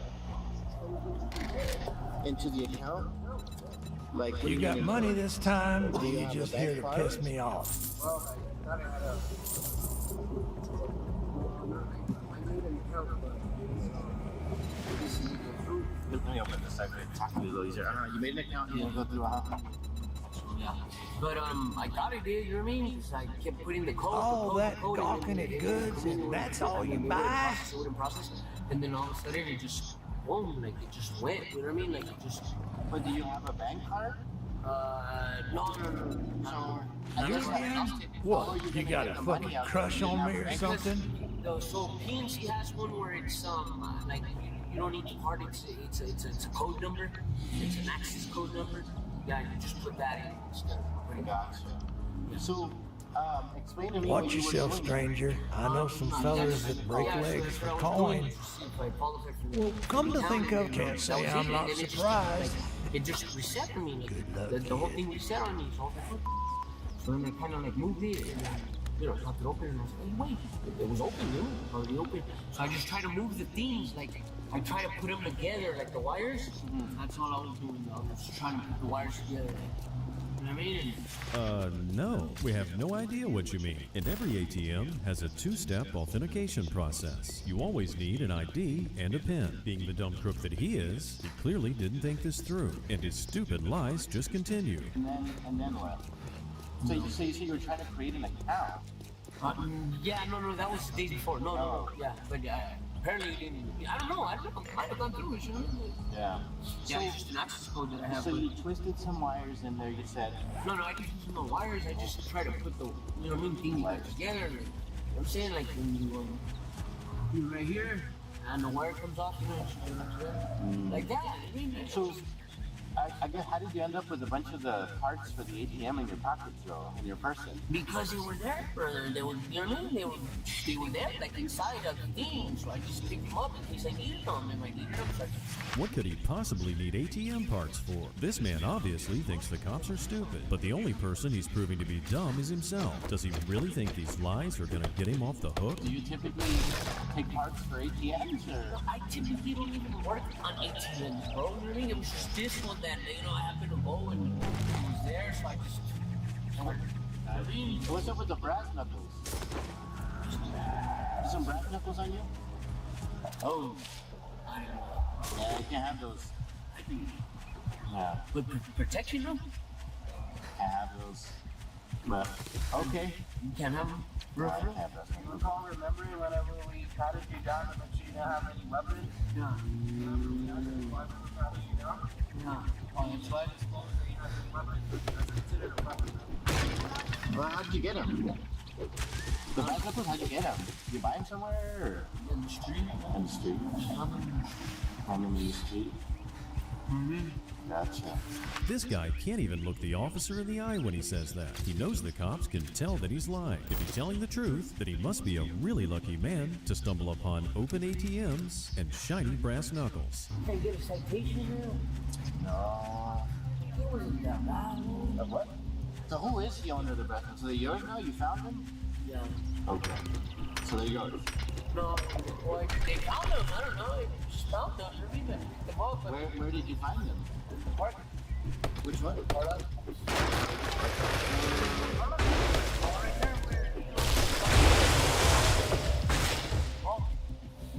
Like Carlisle and what?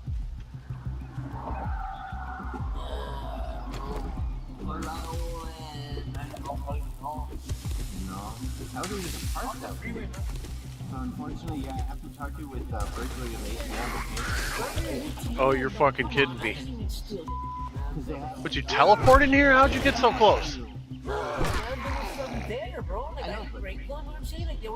And why is it so dark at 11 o'clock in the morning? 11 o'clock in the morning. It's possible he's gotten into the same trouble before, because he tried to ask if he can just get a citation, and he probably got away back then too. So they have pictures of you on the ATM and all that, alright, boss? I know. I have to, bro. I don't have a choice, alright? Alright, just be cool with me. I'll be chill with you. Alright, I'm not trying to mess with you guys. Oh, man, look at the camera and see. I'm really trying to steal you. I mean, like, come on, man. What was that? We have the witness. Yeah, but that already opened. I didn't take shit. I mean, I could have. There's that motherfucker. It'd be hard to do that. Oh, there is, but to get to the money, that's what I'm saying. Like, come on, dog. I'm not trying to go to jail. I'm not trying to go like a felon. Let me ask you this one. So, why did you take all the papers and then like that specifically says like Yeah, so I can work with it, bro. I can work with it because it said how to do it. It said there how to do it, you know what I mean? Like, I know how to do it. They just kept resending bro, like the phone. Like some of those papers look like they're like admin stuff, like not for the public, for work. That message. Yeah, that paper was in the machine. The paper that I had, that was in the machine. That was in the machine itself.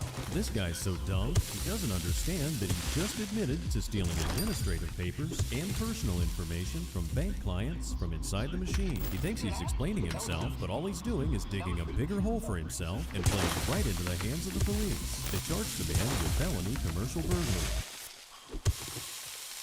The cops know that the holidays are also peak season for stupid behavior. On December 21st, 2021, police located a stolen vehicle in a Home Depot parking lot. They waited to see if the suspects would exit the vehicle, but after some time, they decided to approach the vehicle, and that's when one of the suspects made their first stupid mistake. They're on, Mark. Put your hands up! Out of the car! Out of the car! Get down, driver! Give me your hands! Show me your hands now! Move over here! Give me your hands! Put your hands up here! Come towards me right now!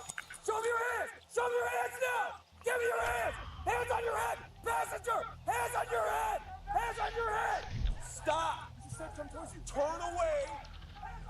Put your hands on your head! Hit! Show me your hands! Now! Show me your hands! Man, stop! Do not move! Stop! What's up? Watch it! Get out the door! Do not move! Right. Taser deployments. Don't move! I gotta piss. I don't care. Don't move! The people inside the car were extremely dumb for not complying and refusing to open the car door. What did they think was going to happen? Also, in the middle of situations like this, it's probably not the best time to let the officers know that you have to use the bathroom. Do not move! Do not move! I will tase you! Do not move! Stay where you're at! Out of the car now! Step out of the car now! Keep your hands on your face! Get on the ground! Get on the ground! Do not move! Come on, do not go on your stomach! What did I do? What I do? Put your hands behind your back. Put your hand behind your back. I'll explain it to you in a second. Please be gentle. Hey, what did I do? Bro, you got no weapons on you now? With guns drawn on them, this couple still took their sweet time to talk and share a kiss. But Bonnie and Clyde here are stupid for not complying with the police because they've just racked up another charge. You guys take him to custody. He has not been searched. I'll keep lethal. He has not been searched at all. Anybody in here? Make yourself down now! Nothing on it?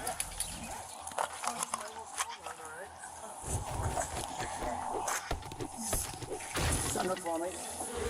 Let's put her in the back of the... Let's put her in the back of the...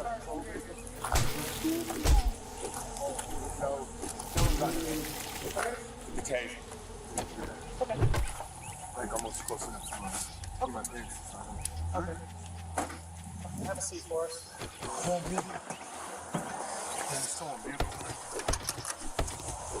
Really? What's your weight? You don't like it. You're gonna find out.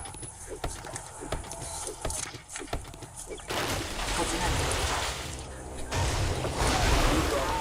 Now you can figure it out. So can I get a picture so I can read it?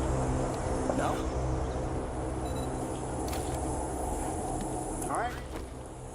We're at the jail. This guy thinks that refusing to identify himself might help him avoid jail, but he's pretty dumb if that's what he thinks. It actually causes you to stay in jail longer because the cops can hold you until they can properly identify you, even if it takes weeks. Oddly enough, it was a stolen car, and oddly enough, there are weapons. See, I don't know nothing about that, so I wonder if I can make it there before it hits the ground. And I was getting ready to part company with him. Where did you meet them? I think at that point, I need my attorney. Oh. Because I don't even know my charges. I think an attorney is the best, you know? No problem. I don't even know what the charges are. You're driving this out for like no reason. What's gonna happen is we're gonna have to take your fingerprints, we're gonna send it to CBI, it's gonna go to FBI, and they're gonna give us your whole life story. When you can just be a man and talk.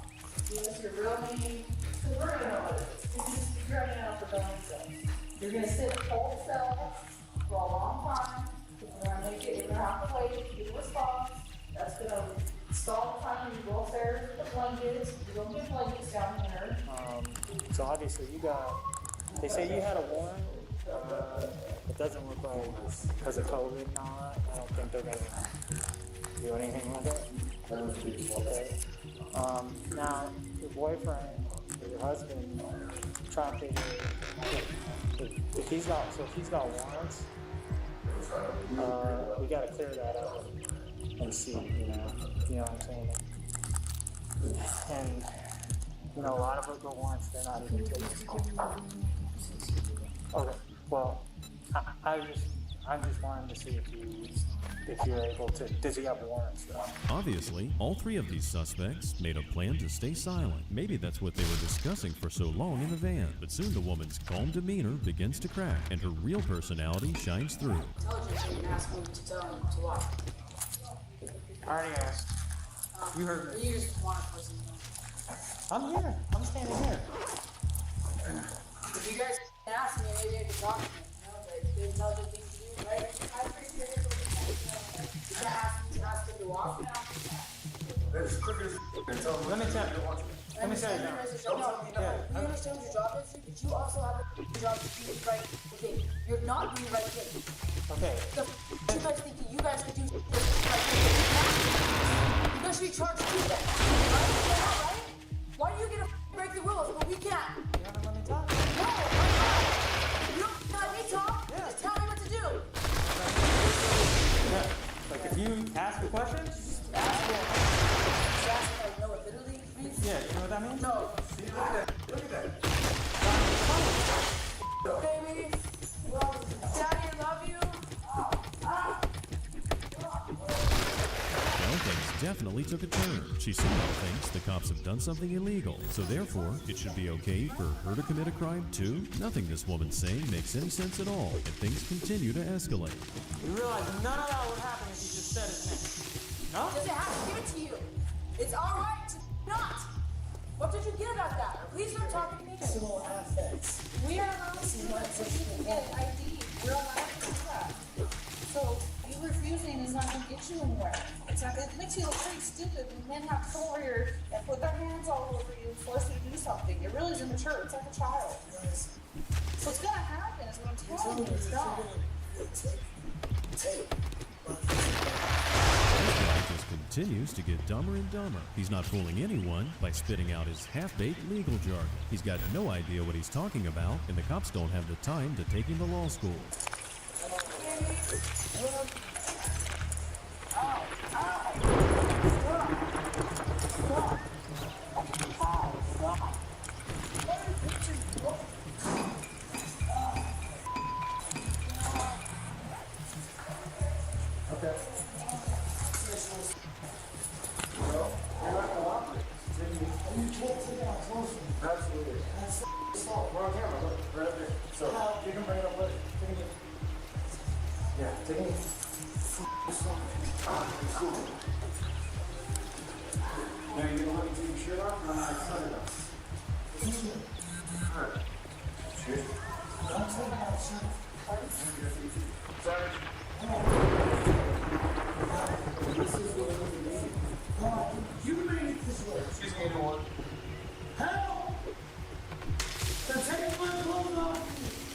Take my clothes off.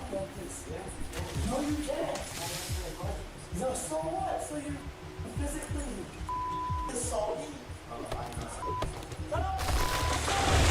Does this man not realize that all these police officers are wearing body cameras? He's got to be really stupid to think that any judge is going to look at these accusations and think that somehow this is some sort of assault. You heard my clothes on. We're not going to cut off you. It's assault. That's assault. You cut my clothes off. It's assault. You know what? The police are ready. Let's go. Yes, it is. It's assault.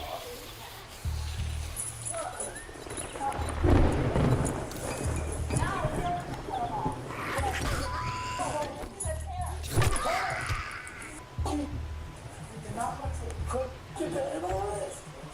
Stop the MLS. You don't. You. Don't go.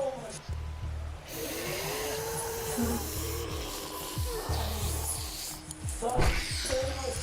Repeating the same accusations over and over again doesn't make them true. And now this suspect can add insulting law enforcement to the long list of idiotic things he's chosen to do. Let go! Let go! You want to take my clothes off?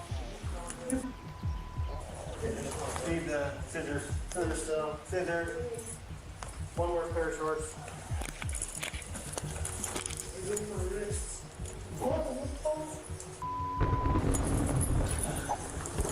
Ow! Do that.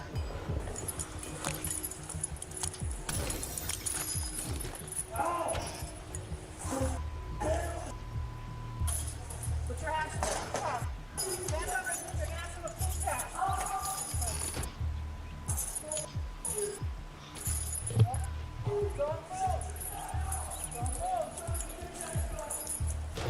The Bonnie and Clyde lifestyle might seem exciting, but it only leads to a not-so-glamorous ending. These stupid thieves were charged with aggravated motor vehicle theft, possession of weapons, possession of burglary tools, resisting arrest, and obstructing a peace officer.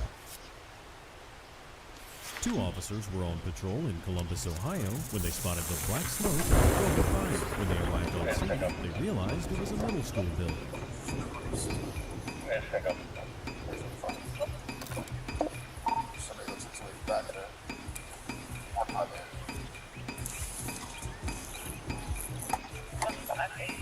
We got an 25 behind us on the middle school on the trailer out back. You can send fire that way. Okay.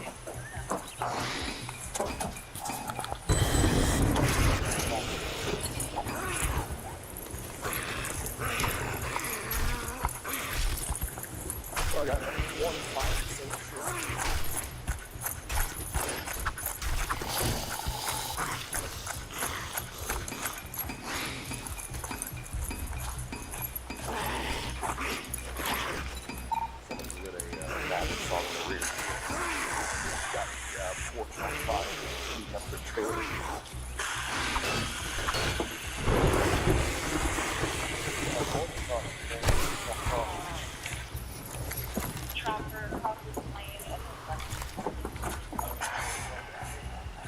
Yeah, dude, it's, I'm out.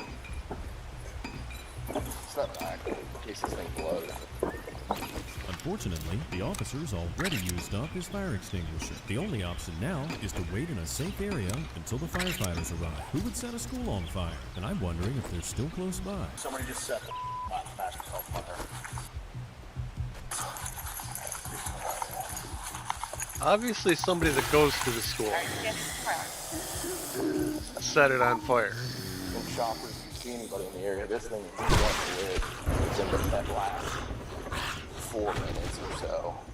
That's oddly specific on me.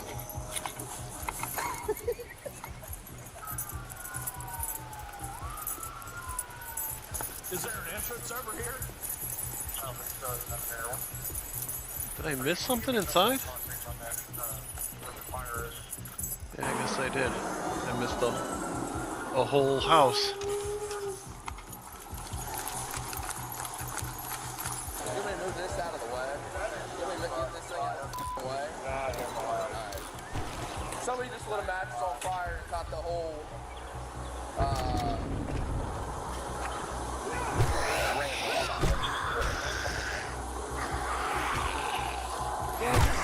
where you coming from, man? Oh! Where you coming from? Huh? Did you see anybody out here lighting this stuff on fire? You lit it on fire. Well, that's a first.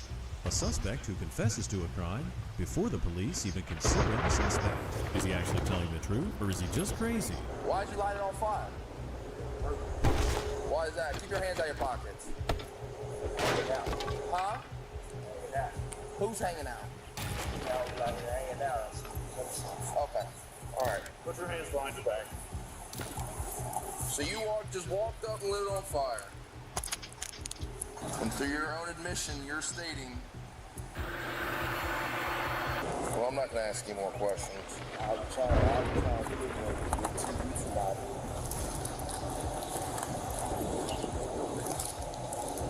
Let's just walk. Have a seat right there, Kermit, okay? Watch your head, buddy. Watch your head. Perfect. There you go. Have a seat right here. Thank you, sir.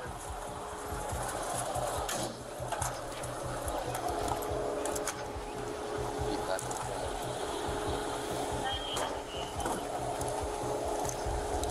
He's a beat and a half. And he's through his own statements. Yeah, I wanted the TV inside there. It's got credit card with his name on it. I think you take the entrance. 30 minutes before I must have you here, sir. Okay. Yeah, he walked up and he said, "That lit on fire." I said, "What?" I went to school a long time ago here. I wanted the TV out. I wonder what thought process he went through to come up with this idea of burning the building to help him steal something inside. The man was charged with arson, but was later found to be incompetent to stand trial. He was ordered to be placed inside a mental hospital for 6 months so they could later evaluate his competency. In Marcelon, Wisconsin, in May 2024, police were notified of a speeding red motorcyclist on the highway. A patrol car stationed on the highway spotted the motorcyclist speeding past him at 90 miles an hour, and he quickly pursued him. There's a red motorcycle passing on the shoulder westbound, approximately 90 miles per hour, 33 country club.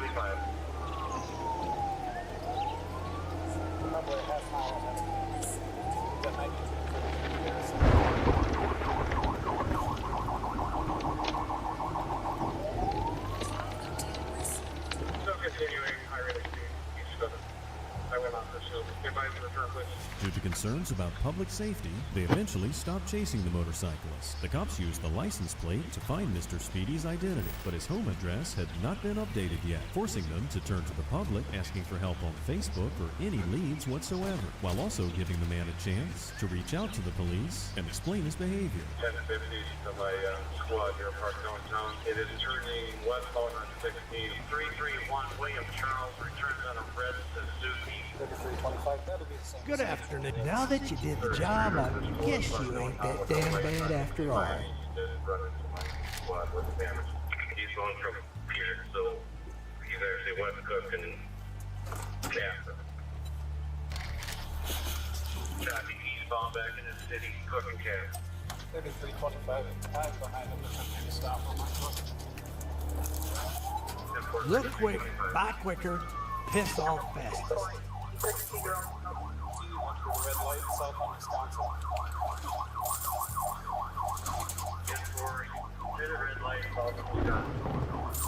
Another deputy remembered this red motorcycle man from a previous traffic stop and remembered him saying that he lived nearby. The cops used realtor sites to find out which homes had been recently sold in the area. Somehow, they narrowed things down to the suspect's house and asked neighbors to call them when the man returned home.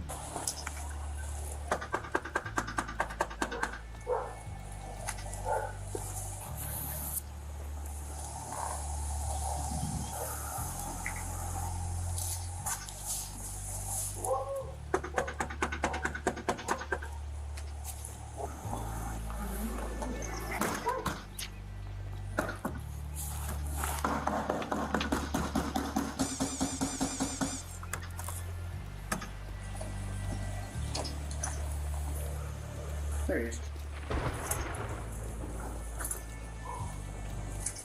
Hello? Hi there, how are you? Good, how about you? Good. How you?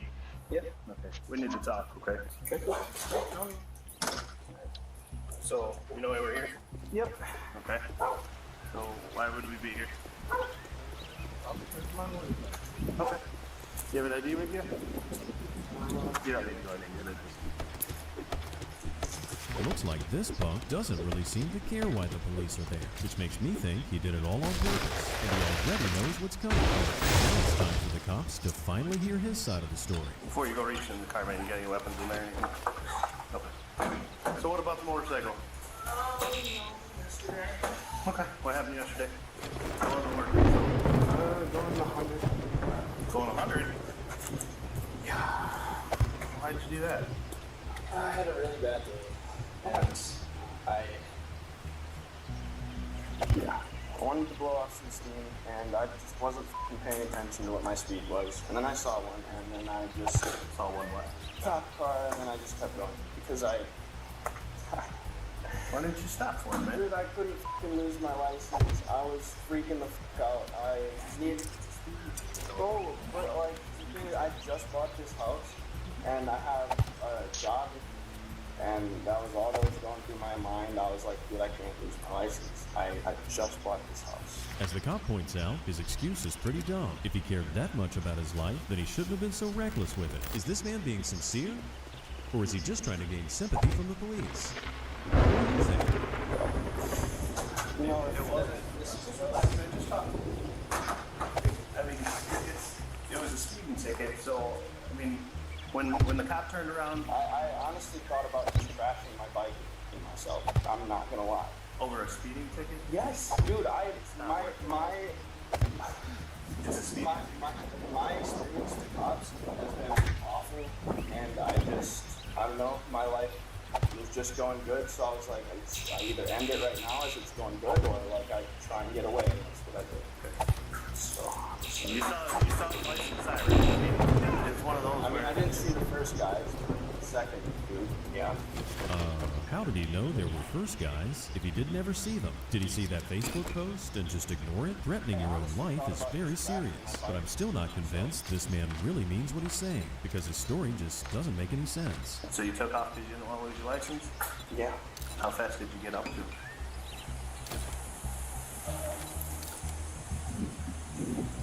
140. Okay. In town? Out of town. Out of town. Sounds like you're going pretty fast in the city, too. Yeah. Use some red lights. One of them, yeah. Sounds like you got in a crash, too. Yeah, I lost you. How bad's the bike damage? That's it? Didn't hurt yourself? Nope. Why does he look so smug and proud when he tells the officer how fast he was able to go? But speeding's not the only thing this dumb kid has to worry about. The officer then delivers some information that would shock the suspect. What'd you crash into? Some guy in a black SUV just tried to pin me against another car. You know who you crashed into? I have no idea. The actual sheriff himself. Okay. Kind of dangerous. You know, it's not okay to take off from the police, right? I know. Right. You know that when the lights come on, you have to stop. When the sirens come on, you definitely need to stop, right? Okay. So you heard the lights and sirens, you just didn't want to lose your license? Yeah, I was freaking out, dude. Okay. Oh, god damn it. My adrenaline rush, yeah. Why didn't you just call us afterwards and say I made a mistake? I don't know. I was freaking out. It's all over Facebook now. They kind of tried to give you an opportunity to just got to make it right. So you know that you can't sleep. You know that's sleeping and eluding, right? I didn't think about anything yesterday. Okay. You know that if you get in a crash, you're required to stop. You can't just keep going. Okay, you do know that? I honestly didn't think I did too much, to be honest. So it doesn't matter if you're involved in a crash. He doesn't think he did that much? He was going about double the speed limit on busy highways and downtown streets where he could have easily endangered innocent people's lives. Also evaded the police, crashed into another vehicle, and ran a red light. What exactly is his definition of not that much? I have no excuses. I Truly, I have nothing. You can't run stop signs, stoplights, and all that stuff, okay? No, I was just, I bought a lawnmower to mow the lawn because I had a house party yesterday, and it didn't f***ing start, and I was cranking it like 45 times, and I was f***ing pissed off, and I was like, oh, you're gonna go for a motorcycle ride to cool down, and I don't know why the f*** I decided to, but yeah, there's that. What all do you have on you right now? Nothing. Okay. Alright. Alright, man, you are under arrest, okay? Felony fleeing, eluding, and hit and run. Bring your hand right. There you go. Let your hands go. Let your hands go. Thank you. You want your phone? Is your phone in here? Oh, on the. Is it alright if I grab it? Yeah. I'm just gonna say. I appreciate. Besides, Just starting my day. I do appreciate you coming to the door and talking to me, okay? no problem. Sometimes we just got things we gotta get taken care of, right? Yeah. Am I staying overnight? You'll be staying until you see a judge, but you got at least one felony if not two, okay? He was worried about losing his license, but what he should be worried about are the multiple felonies he could have on his record, which means he won't be able to vote, buy a gun, or pass a background check for leasing a car or getting another job. And all this because his lawnmower wouldn't start. That's just insanely stupid. I'm just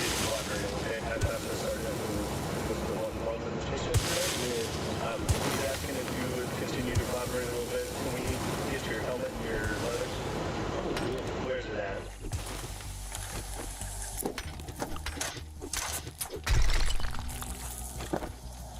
Are these our shoes? Yeah. Do I have to use the shoes? Huh? What? Yes, I have to take the shoes. Hey, Garrett? Yeah? Did you see the Facebook post? No, I don't really use Facebook. Did you know about it? No. I think it was on the sheriff's page and it was on the, some news page, local, Columbia County scanner or something. Basically, it was asking for cooperation that you just call us and reach out and talk to us about the incident. Mr. Speedy was charged with 2 counts of felony fleeing and eluding an officer, and misdemeanor hit and run. On July 1st, 2023, in Washington, police confronted a woman believing she had active warrants. Ya, señor. Necesito hablar con Lorena. ¿Tiene una orden de arresto ya? Sí, tiene. I didn't know that. Yeah, okay. Sorry, I'm homeless. Uh-huh. But can I go to the police station and ask them? Because last time I asked, they told me to change my address, but I didn't know what day the court is. Alright, so you check with the jail. Well, it depends. The jail might take you today, so I'm gonna find out real quick. Okay. Can I go to the police station? No, we're gonna go to jail here in a moment if they say yes. Okay. Last time I called them, they told me that I have to change my address so I can go to court. Go to court? Yeah. Well, you have the warrants are still good, so the jail Okay, might. but I don't know. I have to go change my address because I'm homeless. Okay. Well, your address doesn't matter with the warrants. It's I know, but it's just I just got out of jail, so they told me they were gonna give me time so I could go to court. Para que sepan, tengo una cámara que graba audio y video, ¿ok? Está prendida. Can I go to court? Can I go to the police station right now? No. This woman doesn't seem to understand that when you have active warrants, you go straight to jail, because that's the law. But that doesn't stop her from continuing to come up with excuses. I have emergencies I have to take care of, so I could go to jail. I don't know when that. They told me that I need to change my address so I could go to court. Well, unfortunately, if the jail says that they'll take you, you have to go. I know, but I need to change my address. Well, you can change it up. You can tell them they'll change it for you at jail. Okay. Okay, so what can I do now? Because I have emergencies I have to take care of. They're gonna have to wait. Emergencies. You'll have to wait. Okay. Okay, so, all right, put your hands behind your back, all right? Because you're under arrest. Okay, but what? Put that stuff down there. Yep. Could you bring another police officer? Yeah, they're coming. Yeah. Okay. Could you, okay, they're coming. You want to wait for another police officer? Yeah. Okay. She can wait for as many other police officers as she wants, but it won't change the fact that she tried to avoid turning herself in when she knew she had active warrants. It's a pretty dumb move to continue stalling the inevitable.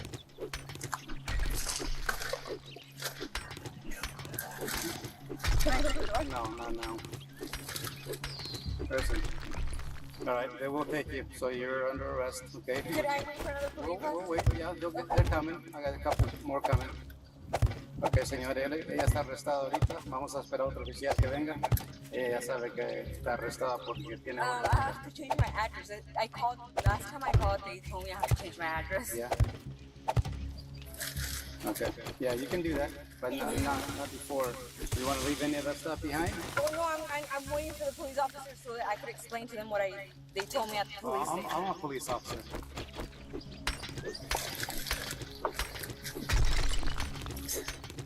So...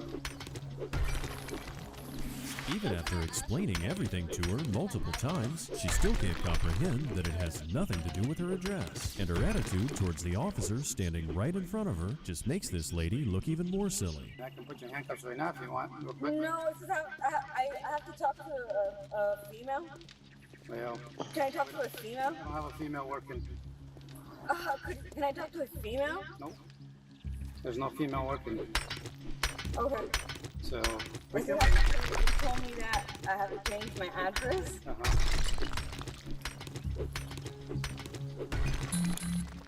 At this point, she's sounding like a broken record, and it's one that Hey, won't what's stop up? playing anytime soon. When the other officer arrives, she gives her explanations again, like it would make any difference at this point. Can I explain to him what they told me at the police station?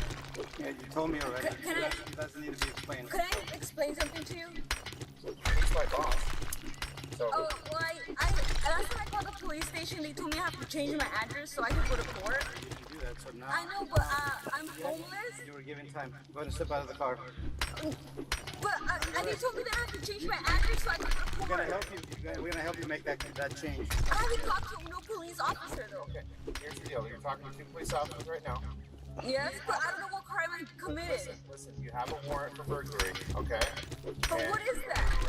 Okay, why am I under arrest? For your warrant for burglary. I didn't know I had a warrant. Okay, well, we're telling you that right now. She literally has two officers explaining things to her now, yet she makes herself look even more dumb by continuing with these repetitive arguments. The cops are getting tired of her games, and they know she's doing it only because she's desperate to avoid jail. I'm homeless. I don't know why I'm getting under arrest. You figured if you were homeless, you'd want to go to jail. And you're getting 3 hots in a cot, man. Comply with a court order, or you missed a hearing. Basically, I didn't know I missed a hearing. Okay. You were violating the order. They told me that I don't know what's going on, though. They told me I have to change my address. Okay, well, you didn't do it. I know, but I'm currently working on that. The female told me that I have to change my address. Can I leave this? ¿No te le puedes hablar a la policía? Can I talk? The female told me I have to change my address so I can go to court. If every homeless person could use this as an excuse, everyone who has a warrant would be sleeping in the streets by now. This woman's lies aren't even coherent. First she said the court told her, then she said the other police officers did, and now it's some other woman that told her. I'm trying to go to court. No, you're under arrest. Step out of the car. I don't know why I'm getting under arrest. Okay. Okay, can you call the police? I am the police. I know, but why am I under arrest? You're going to get a charge for resisting arrest. Now put your hand behind your back. But why am I getting under arrest? Stop that! What? No.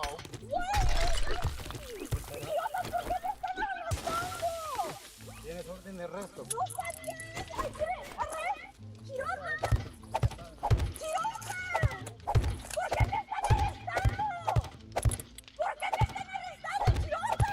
Toddlers can comprehend ideas better than this woman. Even as she's placed in the cop car and driven to jail, she just keeps repeating the same questions, arguments, and demands. Could she be under the influence of something? I mean, come on, something's going on here.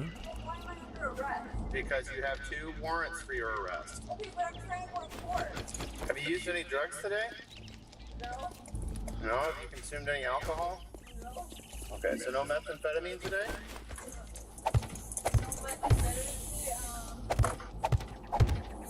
Yes. You have used methamphetamine today? Okay. How long ago? How long? Uh-huh.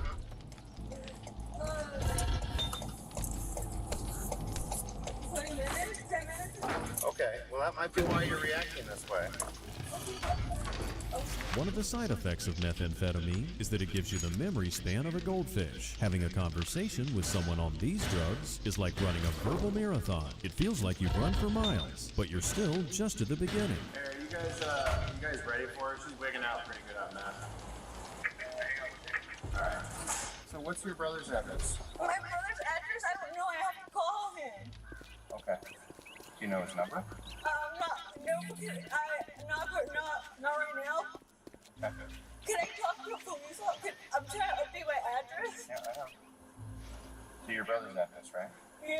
You'll notice that she's clenching her teeth together. That's another side effect of meth. It causes the muscles in your body to tense up, especially in your jaw, and that makes people grind their teeth. She finally gets to talk to a female officer as requested, and I'm guessing you already It's know going what she pretty said. good. Can I talk to the female? Yep, she's right here. Yeah, right here. Okay, so I'm trying to go to court. Where's the rally point?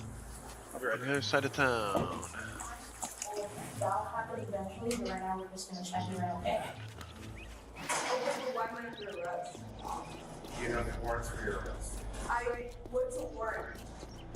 So, when the judge wants you to arrest you, Right here. this is what you have. Right here. I'm already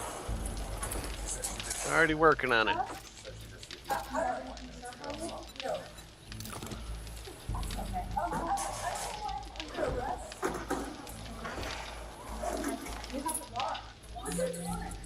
I'm going to build it out into the road. The lessons of the day here are number 1, don't do meth, and number 2, stalling the cops doesn't save you from anything. This woman's gonna feel pretty dumb after this. She was jailed for her original warrants for burglary and additionally charged with resisting arrest. On October 20th, 2021, officers spotted a black Kia sedan speeding through a red light. Officers identified the driver when he sped past them with the windows down. Slow down, he's slowing down a bit. Yeah. Slow down. Go on, right? No, wait, he's right there. I'm gonna stop him. Driver, get back in the car. Back in the car. Get back in the car, Roger. Roger, get in the car.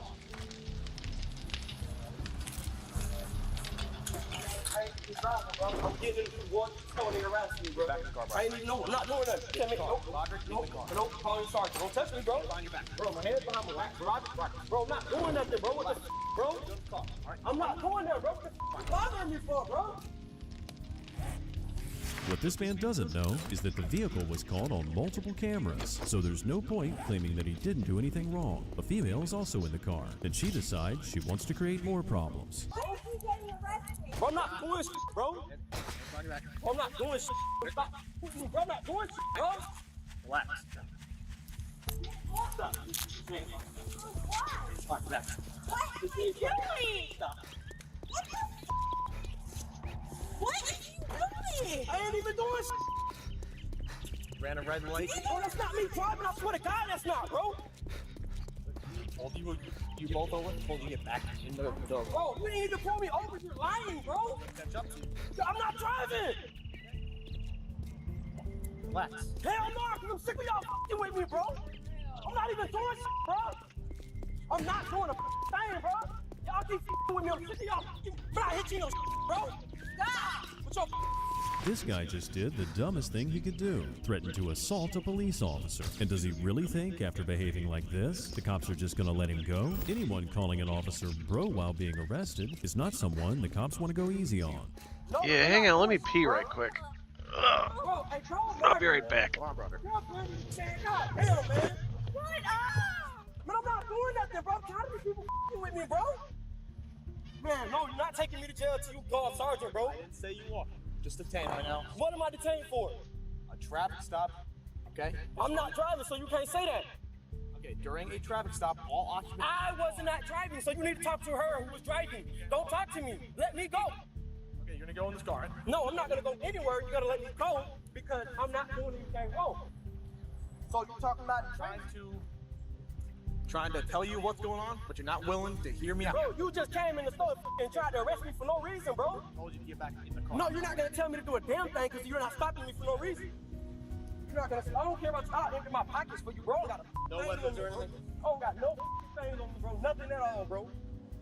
Man, bro, no, bro. I'm not getting in that car until you call me sergeant. I'm not doing nothing until you tell me you call me a sergeant, bro. Call me, I promise you, God, bro. If you don't call me no sergeant or lieutenant, bro, I will call somebody to get y'all fired, bro. It seems like all this guy wants to do is threaten the cops. Threats like this are not taken lightly, and if he actually knew the law, he would know this could earn him a separate charge. Still detained. You're not gonna detain me if I wasn't driving. Well, right now. You're not gonna detain me for nothing. No, I know the law. I got the law in my foot. Bro, don't touch me. Stop pushing me. I'm not getting in this car. No, I don't want to have a seat. I don't have to. Don't, bro, if you make me sit, I'm gonna charge you for abuse, bro. I swear to God, I am. I'm gonna charge you for police brutality. You know what I'm saying? That's police brutality, bro. Ain't anything. Why am I being arrested? You're not being arrested right now. You're being detained. For what? You were resisting. Yes, you were. I was resisting. You call that resisting? Absolutely.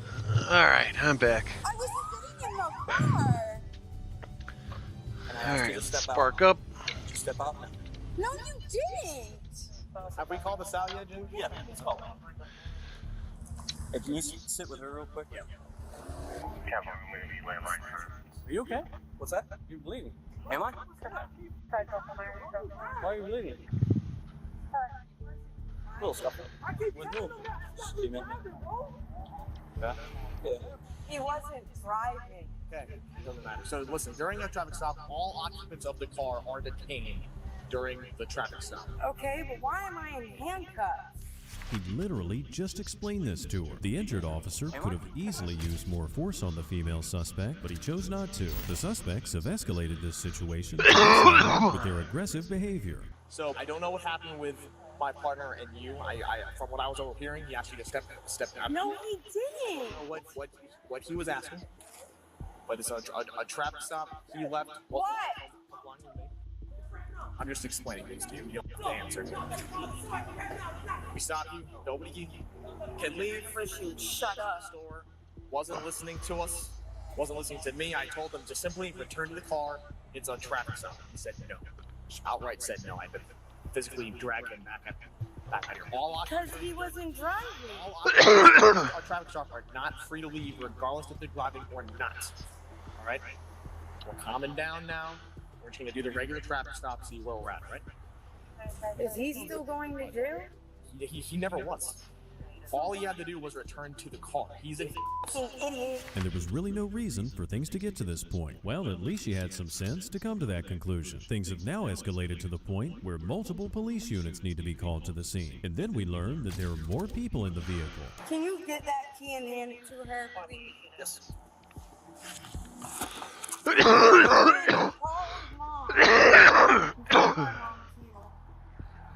Assaulter. I don't know what else is in here. There's a crack pipe stem sitting on the seat as well, so let's pull her out too then. Just in case. Ma'am, you wanna... Hey, ma'am. Ma'am. Just hang out by the front of the car. Officer, man, bro, listen, bro, can y'all please let me get to court, man? Please don't let me get this TCL case, bro. Please. What do you got? I gotta go to court now, man. Y'all put the car open. Bro, I won't tell, man. We gotta figure this out first, man, okay? Sir, court, man. I can't lose my kids. We gotta figure this out first, all right? DCF stands for Department of Children and Families. It's an agency that investigates allegations of abuse and neglect. Is he telling the truth about having a court date, or is all of this a manipulation tactic? Bro, because I'm in handcuffs for nothing, bro. There's a reason why you're in handcuffs, man. Y'all can't find out what's going on. Or they know what's going on. Well, they know what's going on, why they got me in handcuffs. You made me waste my last lockpick. You fucking bastards. He arrested you. I don't have to listen to him. I'm not a driver. I'm a passenger. I'm a passenger. I don't have to stop when they tell me to stop. All people in the car get detained. Hey, this place, That's not the law. That's the driver that gets detained. I know the law. This is on one of the quest lists. No, I know for a fact I got it on my phone. Hopefully, he didn't go to law school. Otherwise, he should really ask for a refund of that tuition money. The cop told the male suspect what they saw and how their camera caught it, but this man still insists that he wasn't driving. Maybe this guy's memory lapse has something to do with the drug paraphernalia that can plainly be seen in his car. You say you seen me driving, but I'm gonna be honest with you. I'm gonna be so real with you. This time I wasn't. Okay, and that's your right to argue. I'm not gonna argue. I'm gonna tell you a fact. I'm gonna keep straight up because I got a PCF case today and I'm trying to get my kids. So no, I wasn't. But you see me, you know what I'm saying, flagging out the car without my seatbelt on. Yes, I did. I ain't have no seatbelt on. I was leaning over. Yes, I did. My passenger side door does not open, so I gotta get out the driver's side. Notice that he says, "This time I wasn't." Seems like he's perhaps been caught in a similar situation before. And it's pretty ironic that he's worried about the kids when there's a crack pipe sitting on the seat. Maybe the guy's telling the truth about the car door. So the cops move to the vehicle to investigate. Can we help you search? When you do a traffic stop, when you're traffic stopping the person that's driving, you're supposed to run everybody's name in the car, correct? Okay, you're supposed to, yeah, you have to, that's protocol. You have to run my name first to see if I have any warrants or any open charges that I'm doing something wrong. No, have to do that, that's protocol. I read the law book yesterday.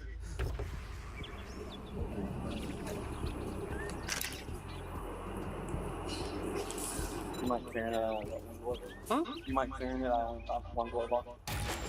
Yep. There you go. One around cell. Oh, there's. What are these things? Yeah, but look, it looks so weird. That's it's a squid. Yeah. Yeah, look at that. Look at that stuff. Still bad. But would you look at that? Not only does the door work perfectly fine, but there's a firearm in the car with split bullets. The cops got further confirmation after reviewing the footage from the gas station surveillance camera. So they showed it to the suspect, and his fate was sealed. I want to be here for this. I was out there on a seat, bro. Oh my. You're a liar. I got you. I'm over here, bro. Let's go to jail. Come on. Let's go. Hey, Sam. Sorry, bro. You had a chance to be honest. You lost that with me. Lost that. That's what I was telling you, bro. Lied. I watched the video. It's clear as day. You're driving the car. No, I'm not, bro. I got a driver's seat. It's in the passenger seat. Bro, that's because you had to get in the passenger seat. You're good with the car, Jimmy? And that's another reason why you shouldn't lie to the cops. The woman was charged with resisting without violence, and the male driver was charged with resisting without violence, driving without a valid driver's license, and possession of a controlled substance. There were definitely some very dumb decisions made in all these situations. But thankfully, justice was served, and none of them got away with their crimes. We hope you enjoyed this compilation of the dumbest criminals ever. Thank you for watching our channel.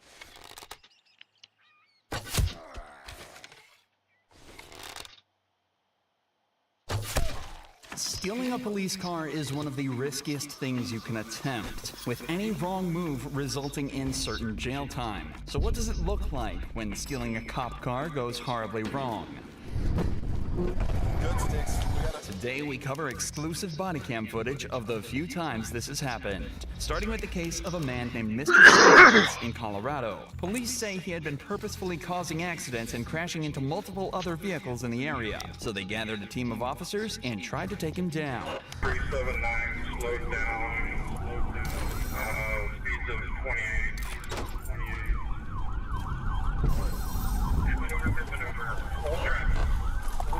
TDI successful. Using a technique called the pit maneuver, or the precision immobilization technique, the cops are able to spin Sanchez's vehicle around and completely stop him in his tracks. Then they rush in to arrest him, but this is far from where the story ends. Out of the vehicle! Out of the vehicle! Oh, God! I got those! I got those! The fuck? Hands behind your back! What's going on? My girlfriend fucking shot at me, and I don't know what the fuck's going on. Sanchez frankly looks scared and confused, and even claims he's got no idea what's going on or what he did wrong. But that might at least explain what he does next. After being placed in the back of the patrol vehicle, he manages to bring his handcuffed arms under his legs so that they're in front of him, and proceeds to do this.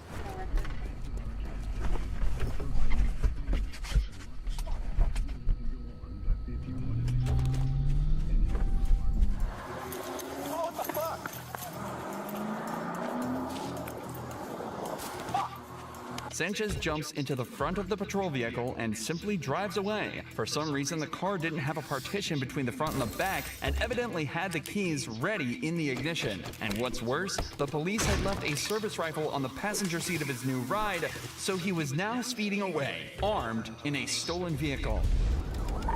I need as many sets of stop sticks set up as you can get. If you get a hold of state patrol and find out if that individual is armed, please. He's not. My rifle. The rifle is in the vehicle, passing the 390. Speed's 123. Mark's Charger is the one that was stolen. I'm in a gray unmarked. Driving down the middle of the lane. Get stopped outside. The police immediately set their focus to stopping the vehicle. The longer he's driving like this, the more danger he's putting civilians in. He's currently driving over 120 miles an hour down public roads at 11 a.m.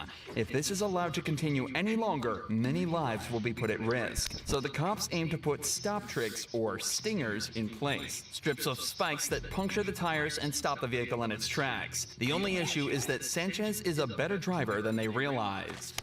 Coming at you, Jay. First car. Coming up on stop sticks. You missed him. Continuing eastbound. I'm coming up right now, and I'll come up behind you. Sanchez was able to avoid the stop sticks not once, but twice, and continues to speed down the freeway at increasingly dangerous speeds. However, the cops know exactly where he's going, and if they keep at it, this method will eventually work. What they seem to forget, though, is that taking out a car's tires at 120 miles an hour is an incredibly dangerous feat in its own right.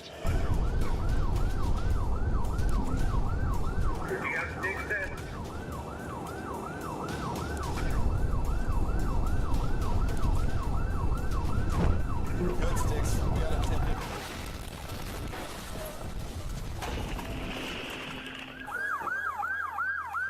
You alright, sir? You alright? Yeah, just yard. Sanchez crashed into a parked semi-truck at over 100 miles an hour, and after being removed from the wreck and taken to the hospital, he was pronounced dead. Luckily, the semi-truck driver sustained no injuries, and nobody else was hurt in pursuit. But it did come close. This pursuit was allowed to go on for much longer than it should have been, but it's astonishing that it was even able to happen in the first place. And the same goes for our next case, this time in Oklahoma. Try to steal your car. On March 30th, 2018, a woman named Angie was driving a car that had been reported stolen, and when she was pulled over and questioned about it, she had this to say. From Stephen Furnace. He told me that I could borrow it. I swear I did not steal this vehicle.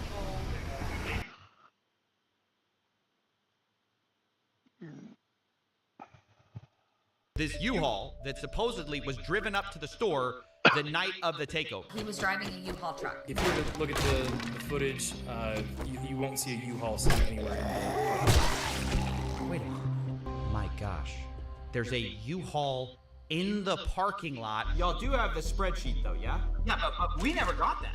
That was never sent to us at corporate, by the way. It says owner salem.or@bricksandminifigs.com. That's you guys. I had no idea. Welcome back to a series so villainous. Even Bricks and Minifigs subscribed in today's video. CoffeeZilla has just dropped a new video about the investigation into the Bricks and Minifigs Lego situation, where 200K of Legos were allegedly stolen or gone missing. He tries to piece together where the missing Legos went and discovers both sides are telling completely opposite stories and seemingly have photo and video evidence to back it up. The comically evil CEO of Bricks and Minifigs, aka Evil Mustache Guy, insists that he's innocent and he doesn't have the Legos. He pulls the scummiest move and brings up the previous owner's retail theft from 1999 at age 19 when they're 45 now. This is to insinuate that they might have stolen the Legos. Actual villainy. The situation gets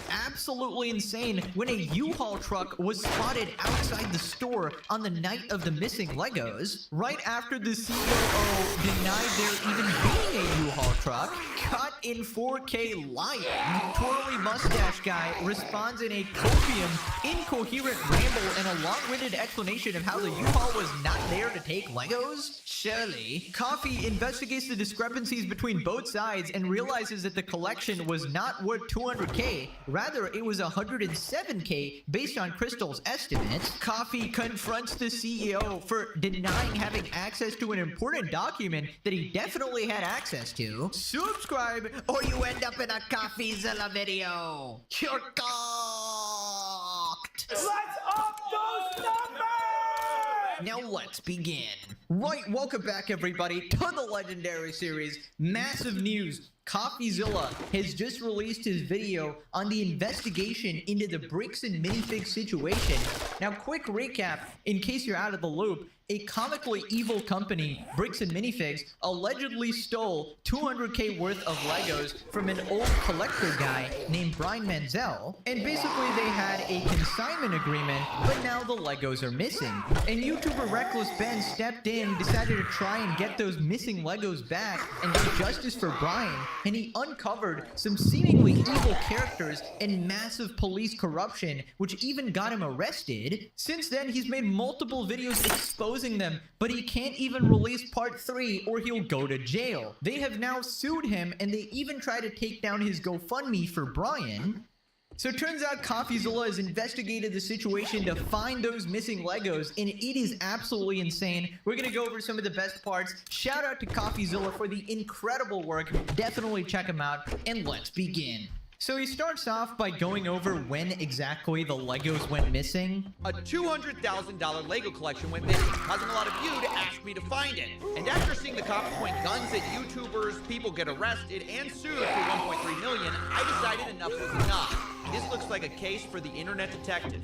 A massive Star Wars collection was put on consignment at a Lego store called Bricks and Minifigs in Salem, Oregon. Consignment just means the owner, Brian Mansell, gave it to a store to sell, and he was supposed to get a cut when it sold. The entire time, he maintained ownership of the collection, and a social media post estimated it to be worth about $200,000. But then, on November 14th, 2024, everything went wrong. This was the night that Crystal and Ben Gorman, the prior franchise owners of the Salem store, got kicked out by this guy. That is Brandon Best. He and his partner, Josh Johnson, ran a sister store in Eugene, Oregon. And Brandon drove up that night to kick the Gormans out. Brandon and Josh would be taking over the franchise in Salem. And this is the exact moment the Legos go missing. As that store is getting handed over, the question is Brian's collection in it? Here's what the official Bricks and Minifigs press release reads. Quote, after taking over the store, we discovered a small number of sets valued between $2,000 to $5,000 that could be possibly related to Mr. Mansell's collection. But there's a problem here. There should be over 10 times that amount in this store, given their internal records and what we know the estimated value of this collection was. Right, so lots of missing Legos, lots of missing money there, but turns out the story gets super complicated when you try to piece together parts of the missing Lego collection with both sides telling completely opposite stories. You got the Gormans saying that they took pictures of the collection on that night, and they claim they know there was more in there than what the company's reporting, and basically the company is like, we also took pictures, and our assessment is there's barely 2 to 5K in there. So Coffee tries to systematically determine the truth throughout this video. So anyways, Reckless Ben gets involved, he gets hit with this massive case, and they accuse him of stealing the Legos, which is the most ridiculous accusation of all time. Ben is currently facing a RICO lawsuit by Bricks and Minifigs. He was even targeted with a search warrant for stolen Legos. The owner reported overhearing conversations about possible stolen Legos. And on top of that, Reckless Ben was even accused of stealing the Legos by the current franchise owner. I stole the Legos? What do you think of the theory that it was Reckless Ben? He stole the Legos. It's absurd. We didn't even know Reckless Ben. He had no interaction, no relation to us, no relation to the store. That doesn't hold any water. Okay, I'm gonna be honest. Apologies to the genius cops from Utah who play different. We play differently here. But I don't believe that Reckless Ben stole the Lego, mostly because he couldn't. He just wasn't there that night. Of course, Ben is the one who stole the Legos, guys. Case solved. The criminals can run free because we got the real perpetrator, Ben, the only guy who's actually trying to help them.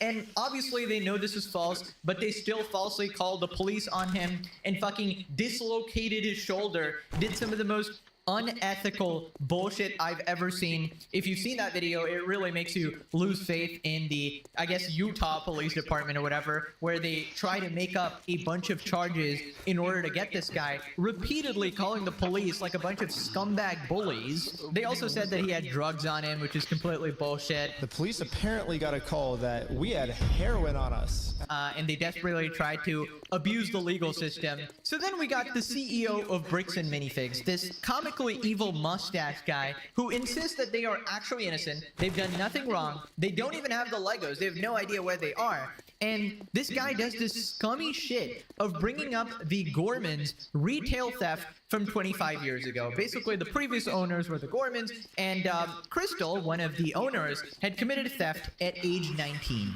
My name is Ammon McNeff. I am the CEO of the Bricks and Minifigs. So my name is Matt McNeff. I'm the COO of Bricks and Minifigs. The people you just saw are the McNeff brothers. They agreed to speak with me to try to clear their name. I asked them, do they have the Legos? What I can tell you is that we don't. We've never had access to them. It seems to kind of go missing. Parts of it seem to go missing on November 14th. Well, and I guess that no, not at all. I'm going to say, you know, like that is not accurate at all. Because So you think that the collection was in the store at the time or elsewhere? Elsewhere. The McNeffs say, look, they don't trust the Gormans, and they explained it, you know, even further, said, hey, there's some issues in her past. She apparently has a retail theft and other criminal-like arrests on her record that we were not aware of. When was that? I don't know. This has been brought out by several people online now. Now look, that's a huge accusation to bring up, and so obviously I wanted to talk to the Gormans about it. They're like, she has a history of some type of burglary, theft. Oh my god. Wow. Yeah, that's what they're wow. saying. Yeah. Oh. Nope. Well, yes. Well, you know about this. Explain. Yeah, when I was 19 years old. How long ago is that? I am 45 now. So this was in 1999. This, something that happened 25 years ago, has no reflection and no bearing on what happened in the last 2 years by management of the store, what happened the night corporate seized the store. Ah, yes, of course. In 1999, you did this one thing. Therefore, you are actually a criminal today, and nobody should trust you.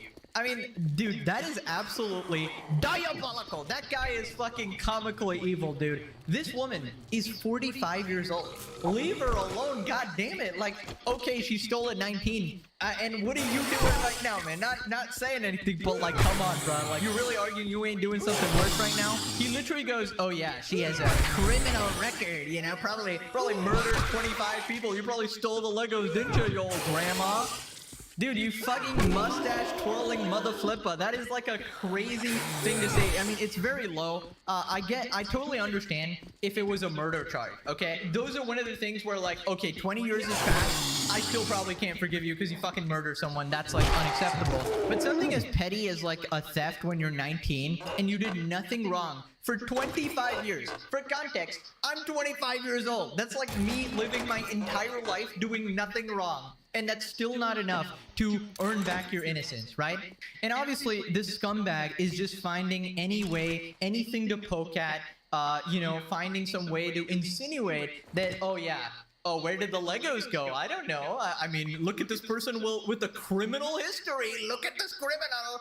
I don't know. Possibly she took it. Like, you are ridiculous, dude. Holy shit. So then she literally points out that she was upfront about this whole thing. She didn't try to hide her record or anything like that. She specifically told them, because I think you have to kind of do that in order to get hired. It is another deflection, and it infuriates me. You're gonna try to publicly embarrass and shame me for somebody that was manipulated by local police departments when she was pregnant and 19 years old?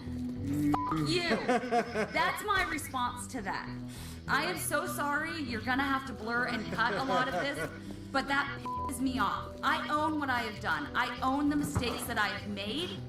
You cannot intimidate and bully me into backing down when I know that legally and morally I am in the right and I have the evidence to back it up.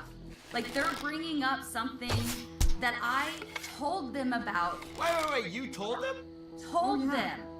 They asked me. They said they had no idea. They said if we knew, we would have never hired her. We would not have hired her had we known this. I told them I had a record from when I was 18. There was a family issue that, and it didn't go into all of the details, but they were like, that's so long ago, we're gonna hire you based on who you are now.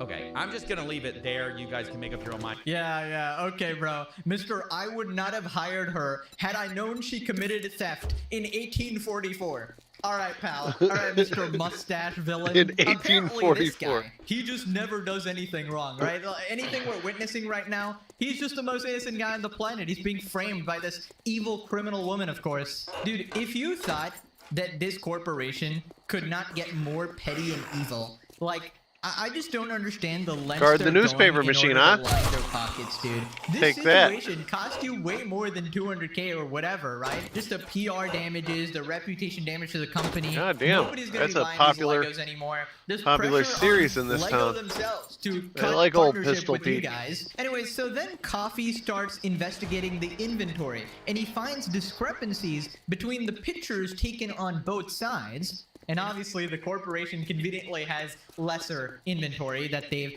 accounted for. I started to bring up some of Crystal's photos to see if they matched up. Okay, sure, yeah. So I think the important thing is making sure that all of these are in the inventory for Mansell. Sure,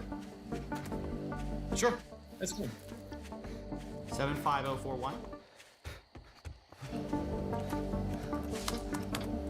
Yep. The Vulture Droid. 75169. 169 I'm not seeing, so there may be... Okay, so there's one that is not on our list. Let's try this. 10240.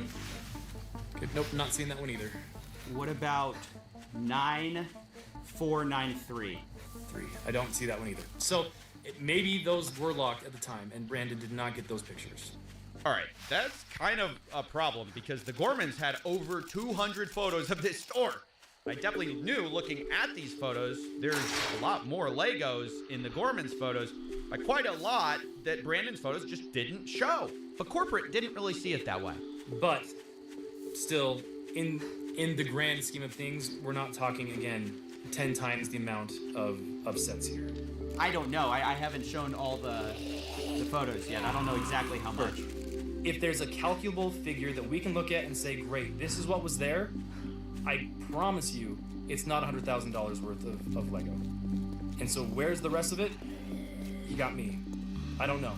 Yeah, I don't know, man. It might have been my job to literally take care of the Legos, you know? I might have taken them under consignment or whatever, but I don't know where they went. They just probably like vanished into the ether. Yeah, we're missing some Legos, maybe, I guess. I don't know. It's not like one of my cronies was specifically going there in order to take inventory. I mean, I feel like, in my opinion, this is like, we didn't take the proper pictures because we knew we were gonna be scumbags, right? We knew we were gonna try and fudge Yeah, the that's kind of numbers, how I so feel why about would it. you I bother just, investigating the back, checking the dude, safe, I would checking never do if there's business. more I'm not. inventory in I the would never store, go into that or store. Be upfront about it rather than It could coming be in with like buying a secret stolen camera or something property. these guys did They as could be well. stealing Right, from so me. turns out the I don't know. situation gets They're even more untrustworthy, insane man. when you realize on the night of the missing Legos, a U-Haul truck was spotted outside the store.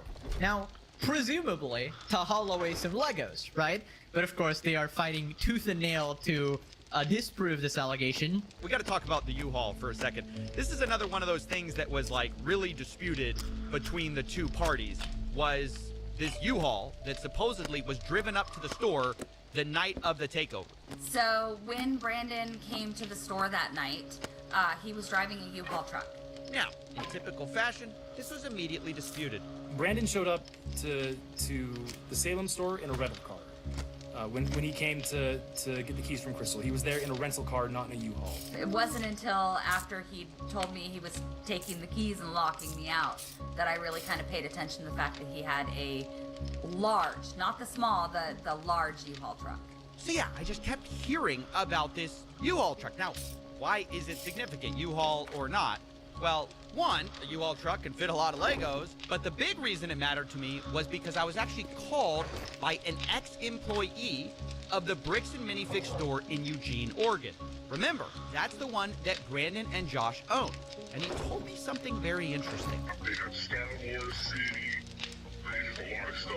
They look like a medium-sized U-Haul truck. Wait, they brought a U-Haul truck. Yeah, from Salem to Eugene. And to Eugene, and it had a bunch of Star Wars sets on it? Yeah, Star Wars sets and everything. A bunch of used stuff too. Wait, and was this when they took over the store from Crystal? I believe so, yes. Yes, because he said that Crystal stole Legos and left the country. While he has a U-Haul of Legos? Yeah. Interesting. We really gotta find out. Was there a U-Haul that night or not? Because Brandon showed up to the Salem store in a rental car. When he came to get the keys from Crystal, he was there in a rental car, not in a U-Haul. So when there was the handoff, there wasn't a U-Haul, it was a rental car. Correct. He was there in a rental car. And I think any of the, like, if you were to look at the footage, the ring cameras, all that stuff, you won't see a U-Haul sitting anywhere in the parking lot. I have an alternate angle, I'm looking at that. And then, wait a minute. Zoom in on that photo. Bring up the brightness of this photo a little bit, and my gosh, there's a U-Haul in the parking lot right outside of the store the night of November 14th, 2024. Oh my fucking god. Caught in 4K Ultra HD. Actually that's not 4K. That's pretty shit quality if I'm gonna be honest, alright? That's pretty shit quality. But hey, caught nonetheless. It's a figure of speech, guys. It's a figure of speech. Anyways, there was a U-Haul truck, despite Mr. Premium Clown. Honestly, ditch your outfits and put on a fucking clown outfit, because you are a circus clown. This dude proudly goes, you know, you can check the cameras. You can check the cameras, pal. Knowing that most people are just gonna, you know, gloss over it, gonna be like, not gonna do the thorough research. He didn't realize he was dealing with the best of the best, the absolute GOAT, Coffeezilla. Sorry for the glazing, but holy shit, that was cool. But yeah, Mr. There's no U-Haul, man. There's just like a car or whatever. Liar, liar, pants on fire. So clearly in this one instance here, one side was clearly telling the truth, one side was lying, and I don't know, I feel like that definitely hurts Bricks and Minifig's story here. But fear not, guys. Evil Mustache Man actually has an explanation. He knows exactly why the U-Haul, which was not there in the first place, by the way, it wasn't even there. But now that it's there, he knows exactly why it's there. He knows the explanation. This is something that Matt said he had seen footage of, and it couldn't be true. Know of a disgruntled former employee that worked at another location, that back on the 24th of October, there was a U-Haul that went to a storage unit in Salem for another previous franchisee, you know, like for a different situation that we had just, you know, gone through some things, and he had a previously, you know, like, hey, I have some inventory that I didn't turn over that I was supposed to. It's at this storage location. You guys can come pick it up. And so Brandon was sent on that day to pick up with a U-Haul inventory that then he moved down, but that was October 24th. So when we're talking about this ex-employee, you're saying they are conflating the October 24th event of the U-Haul coming up to Eugene with Legos with sometime after November 14th, after the store takeover. Is that correct? Am I understanding that? Yes. So this is now kind of a strange story. Corporate is saying there was a U-Haul at the Eugene store dropping off Lego, but that was from a different night, different collection. So then what happens is he takes his rental vehicle truck and he tries to connect the trailer the camping trailer to that truck, and it's not rated for that particular weight, and he realized, oh crap. He called around and found that U-Haul had a rating for, you know, one of their box trucks, and so he grabbed that, went and got it at 10 a.m. on the 14th, and so he then went and hooked that trailer up to the camping trailer to a U-Haul, drove that trailer down to another location where he could set up the camping trailer in Salem, dropped off the camper trailer, and then he arrived in a U-Haul to the Salem store. Right. Okay, I'm gonna be honest, I cut off like a lot of that because this clown just rambles on incoherently, incessantly, complete nonsense. Like, I had to rewatch that like 5 times. I still didn't understand what the fuck he was saying. This guy was dancing around it like SpongeBob doing a dance around the campfire. So let's look at the facts of the situation. There was a U-Haul at the store at the night of the incident, the night where the Legos supposedly went missing. Apparently, that isn't even when they went missing, according to that guy. I mean, they keep changing the story. But a U-Haul was previously used to transport Legos. Just this time, the U-Haul was there to, you know, just sit around, appreciate the view. Appreciate the view of the store, actually. He came with the U-Haul to the store to do nothing, that guy, actually. He just came there to jack off, you know. Sometimes you need to sit in your U-Haul, get a quick nut off. Maybe vigorously start jacking it to how you're screwing over this guy and taking his Legos. And I can't get over how first they were saying that there is no U-Haul. There is no U-Haul. Check the cameras. I'm so confident there is no U-Haul. Now, these are 2 different people, but like, I mean, they represent the same corporation, right? And I don't know, they're kind of similar. I guess one guy's a little more evil. But when you change your story to, okay, there was actually a U-Haul, but it's not for the reasons you think, I don't know if I believe it. And now I'm starting to think there's something more to these Legos. Like, it just can't be just this, you know, collection worth whatever amount it is, like 100, 200K or whatever. I feel like there might be like a hidden fucking secrets to the Pentagon or some shit. Area 51 codes in there. Like, why are they defending this shit with their lives? Holy. Anyway, so then Coffee reveals something interesting, that the Lego collection wasn't actually worth 200K. This was an oversight on the side of Ben and the defense here, but I assume he was going with the estimates he was told in the first place. You saw the social post saying this collection was worth $200,000. That's what everyone knows this story as, the $200,000 Lego collection. But sadly, that post was entirely wrong. In Crystal Gorman's inventory, which has a high and low estimate value of these various Lego items, the real estimated value is about $107,000. They give high estimates and low estimates, but that's right there in the middle, and for simplicity, I'll just be using averages and estimates here, but understand that, you know, these numbers are not firm, given that they're unsold Legos. It's just rough possibilities. But the point is, it's worth nowhere near $200,000. And Reckless Bin, the one who made the original video covering this, said that surprised him. Yeah, I mean, this entire time, literally every single person's been telling me there were $200,000. Like, that's how much, like, you could sell all these sets for. My original assessment of about $200,000 was going up to his father's house and looking in 3 different rooms with all the sets. It was before I'd actually gone through and had set numbers and done an actual, like, evaluation. I looked. Right, okay, so that was her rough estimate of the valuation. Initially it was 200K. After actually going through each and every product and pricing it out, it seemed to come out to 107K. Now, of course, if you're Bricks and Minifigs, you're gonna see this, and your lawyer's gonna fucking eat it up, going to be like, oh yeah, hell yeah, oh, how convenient, they're just, you know, they doubled the price or whatever. But it's honestly understandable. Legos are hard to price. If it's unsold Lego, it literally shifts in price. I will say, just to be completely fair and unbiased, it is a big deal, because it's not a small amount, it's straight up half, right? Now, does it change the story that the Legos are still missing, the Legos were potentially stolen, particularly from an elderly man, and the stuff with the police corruption, which is like the bigger story here? It doesn't change any of that, right? So that stuff is still captured on camera, and we know it happened. So these guys have much more to answer for than just the price of the Lego collection. So then Coffee did some absolutely incredible work, and he somehow matched every photo in order to try and find the Legos. Him and his team, of course. We looked through over 200 plus photos, multiple videos, and that's what we saw with Brian's collection. In the end, I ended up with about $21,000 of Legos matching Brian's collection that can be proven to be in the store on the night of November 14th.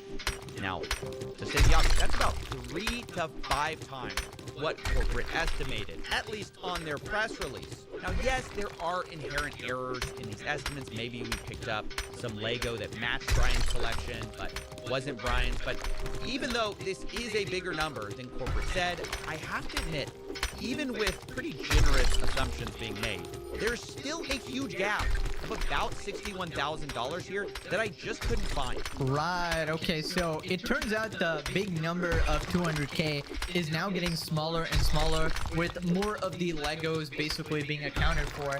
But we'll actually find out later that not all of them are accounted for. There is basically a lot of rough calculations going on, incomplete documents, and there's matching here and there, super messy shit. But the fact of the matter remains that Brian definitely did lose a lot of value here. Maybe not 200K, maybe that was exaggerated, and they probably should have been more honest with that if they knew in the first place. But honestly, even Coffee, who's like a professional at this, he's finding it very hard to determine the actual amount that is missing, the actual amount that is being owed. It's very hard to decipher this ancient text when the Legos are split in like 500 different places and 500 different assortments of values, you know? But still, the conclusion is that it's still several thousands of dollars, and that is pretty much life-changing money. So CoffeeZilla, obviously being completely unbiased here, he also goes over Crystal and some of the stuff she did that kind of looks sus. It turns out a lot of these sales come from what Crystal's spreadsheet actually categorizes as layaways, meaning they were marked as having been sold. All right, but layaways I'm gonna log out. I got some errands to run. I will be back on later on tonight. There were a lot. I want to play Schedule 1 because I haven't played that in a while. In layaway. So I'll be back. And because of that, I asked Josh. It's gonna probably be about 5 hours from now. Responded, quote, 5 o'clock Eastern Standard Time, and I will see you guys later. With Brian's collection, it was a little bit different because so much of this collection